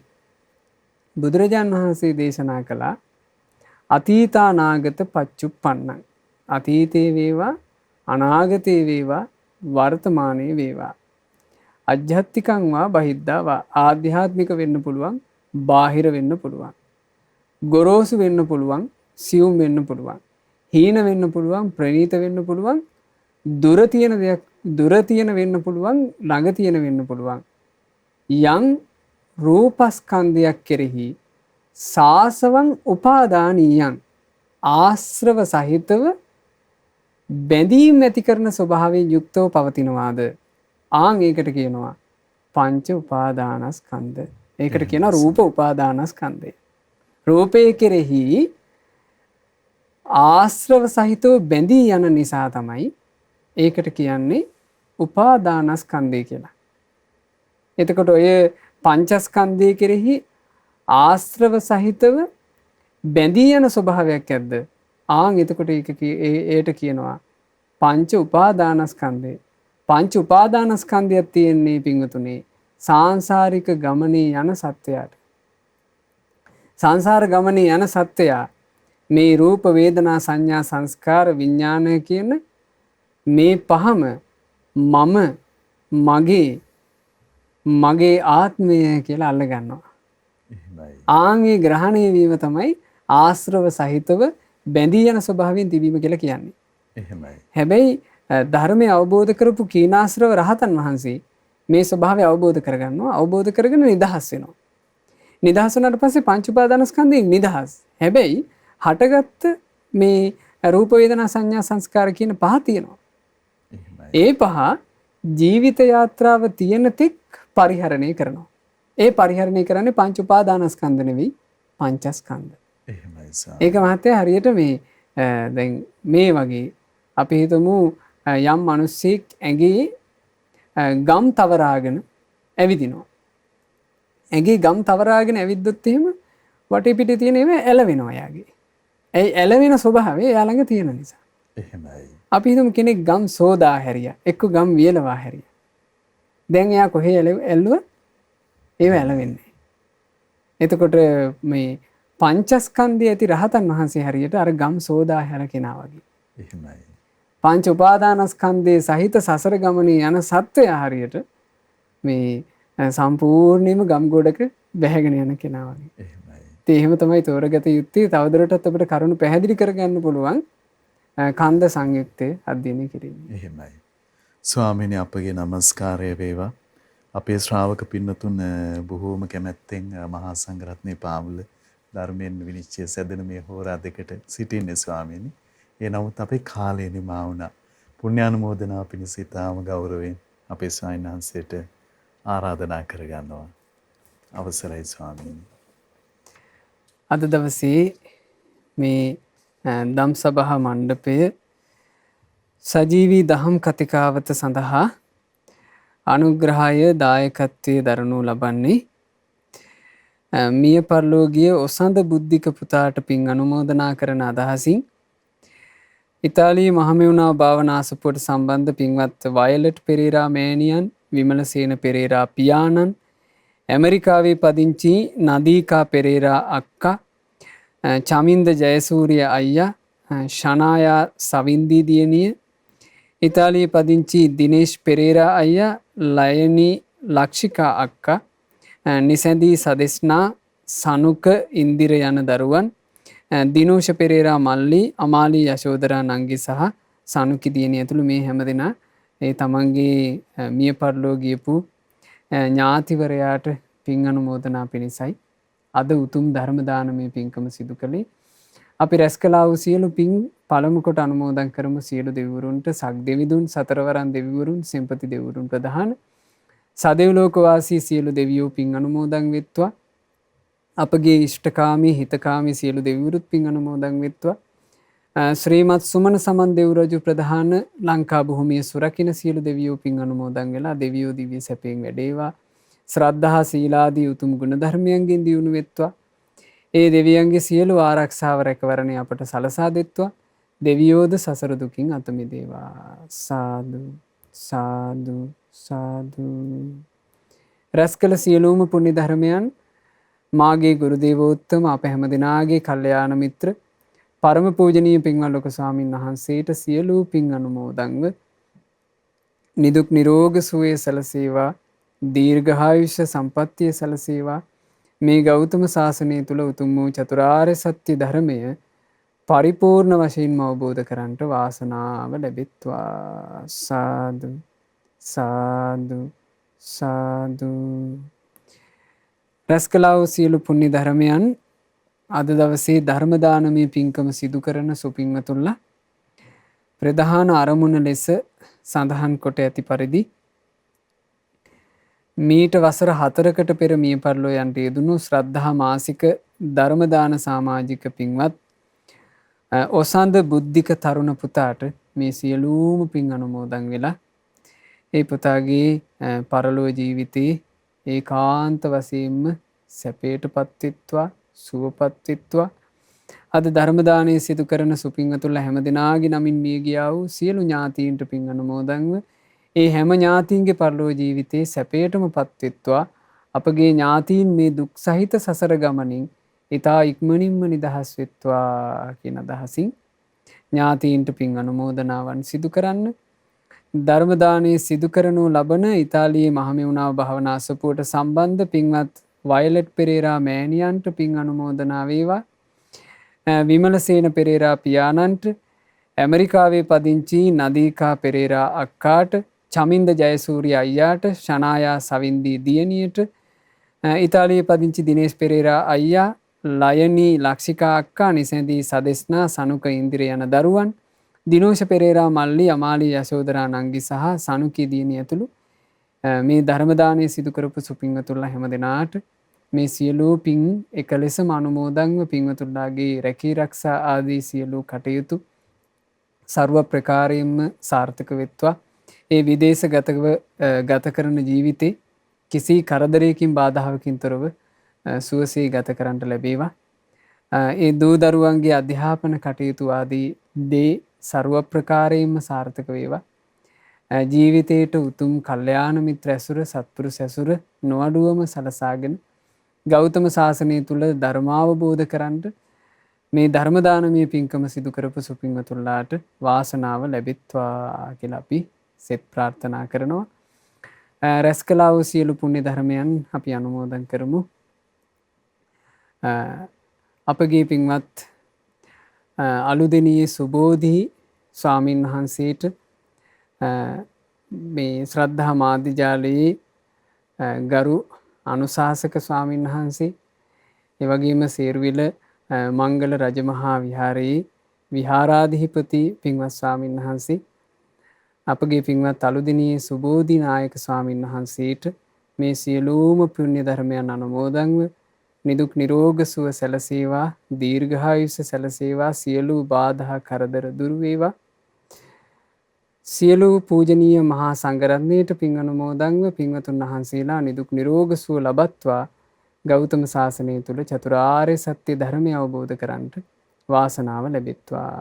සාදු සාදු සාදු.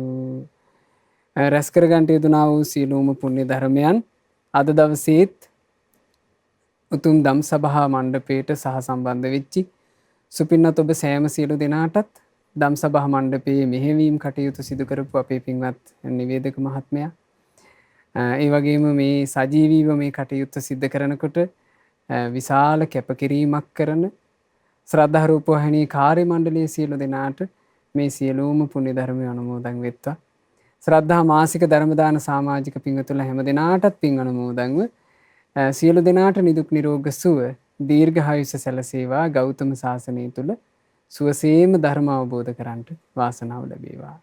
හැම දිනාටම තෙරුවන් සරණයි. නමෝ බුද්ධාය.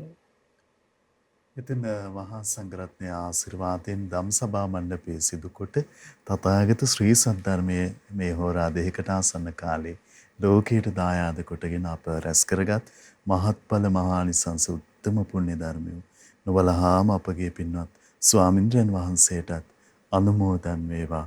පුණ්‍ය අනුමෝදනාවෙන් පින්වන්ත මහා සංඝරුවන සුවපත් වේවා. අපගේ පින්වත් ස්වාමින්ද්‍රයන් වහන්සේට උතුම් චතුරාර්ය සත්‍ය ධර්මයේම අවබෝධ වේවා. සාදු සාදු සාදු. ඉතින් අද සදැහැති දායකත්වයේ දරන්නට යෙදුණු මිය පරලොව යන්නට යෙදුණ ඔසඳ බුද්ධික පින්වන්ත පුතුණුවන්ට පුණ්‍ය අනුමෝදනා කිරීමේ අපේක්ෂාවෙන් ඉතාලියේ මහමෙවුනා භාවනා ආසපුවට සම්බන්ධ පින්වත් වයලට් පෙරේරා මෑණියන්, විමලසේන පෙරේරා පියාණන්, ඇමරිකාවේ පදිංචි නදීකා පෙරේරා අක්කා, චමින්ද ජයසූරිය අයියා, සනායා සවින්දි දියණිය, ඉතාලියේ පදිංචි දිනේෂ් පෙරේරා අයියා, ලයනි ලක්ෂිකා අක්කා, නිසැන්දි සදෙස්නා සනුක ඉන්දීර යන පින්වන්ත දරුවන්, දිනූෂ පෙරේරා මල්ලි, අමාලි යසෝදරා නංගි සහ සනුකි දියණිය ඇතුළු පවුලේ පින්වන්ත හැමදෙනාමත් පිනති ඔබ හැමදෙනාමත් අපි තාම දයාවෙන් සිහිපත් කරගන්නට යෙදෙනවා. ඉතින් අපි ලබන සතියේ ධම්සභා මණ්ඩපයේ ශ්‍රී සද්ධර්මයෙන්ම නිර්වචනය සැදෙන භාග්‍යවතුන් වහන්සේගේ පරම පවිත්‍ර ශ්‍රී සද්ධර්මයෙන් පිළිතුරු හොයා නිෂ්ඨාවට පැමිණෙන ධම්සභා මණ්ඩපය ඔබට සමීප කරමින් අපි ඔබ මුණ ගැහෙන්න අපේක්ෂා කරනවා. ඉතින් මේ මොහොත සිරිපා මහා විහාරයේට මහා සංඝරත්නය වැඩම කරවන අවස්ථාව රාත්‍රී සෙත් පිරිස් සජ්ජායනාව පිණිස ඒ අවස්ථාව සමගිනුත් රැඳෙන්න කියලා ඊටාම දයාවෙන් හැම දිනාටම ආරාධනා කරමින් අපි අද දවසේ සමු ගන්නවා. හැම දිනාටම සම්මා සම්බුදු සරණයි. නමෝ බුද්ධාය.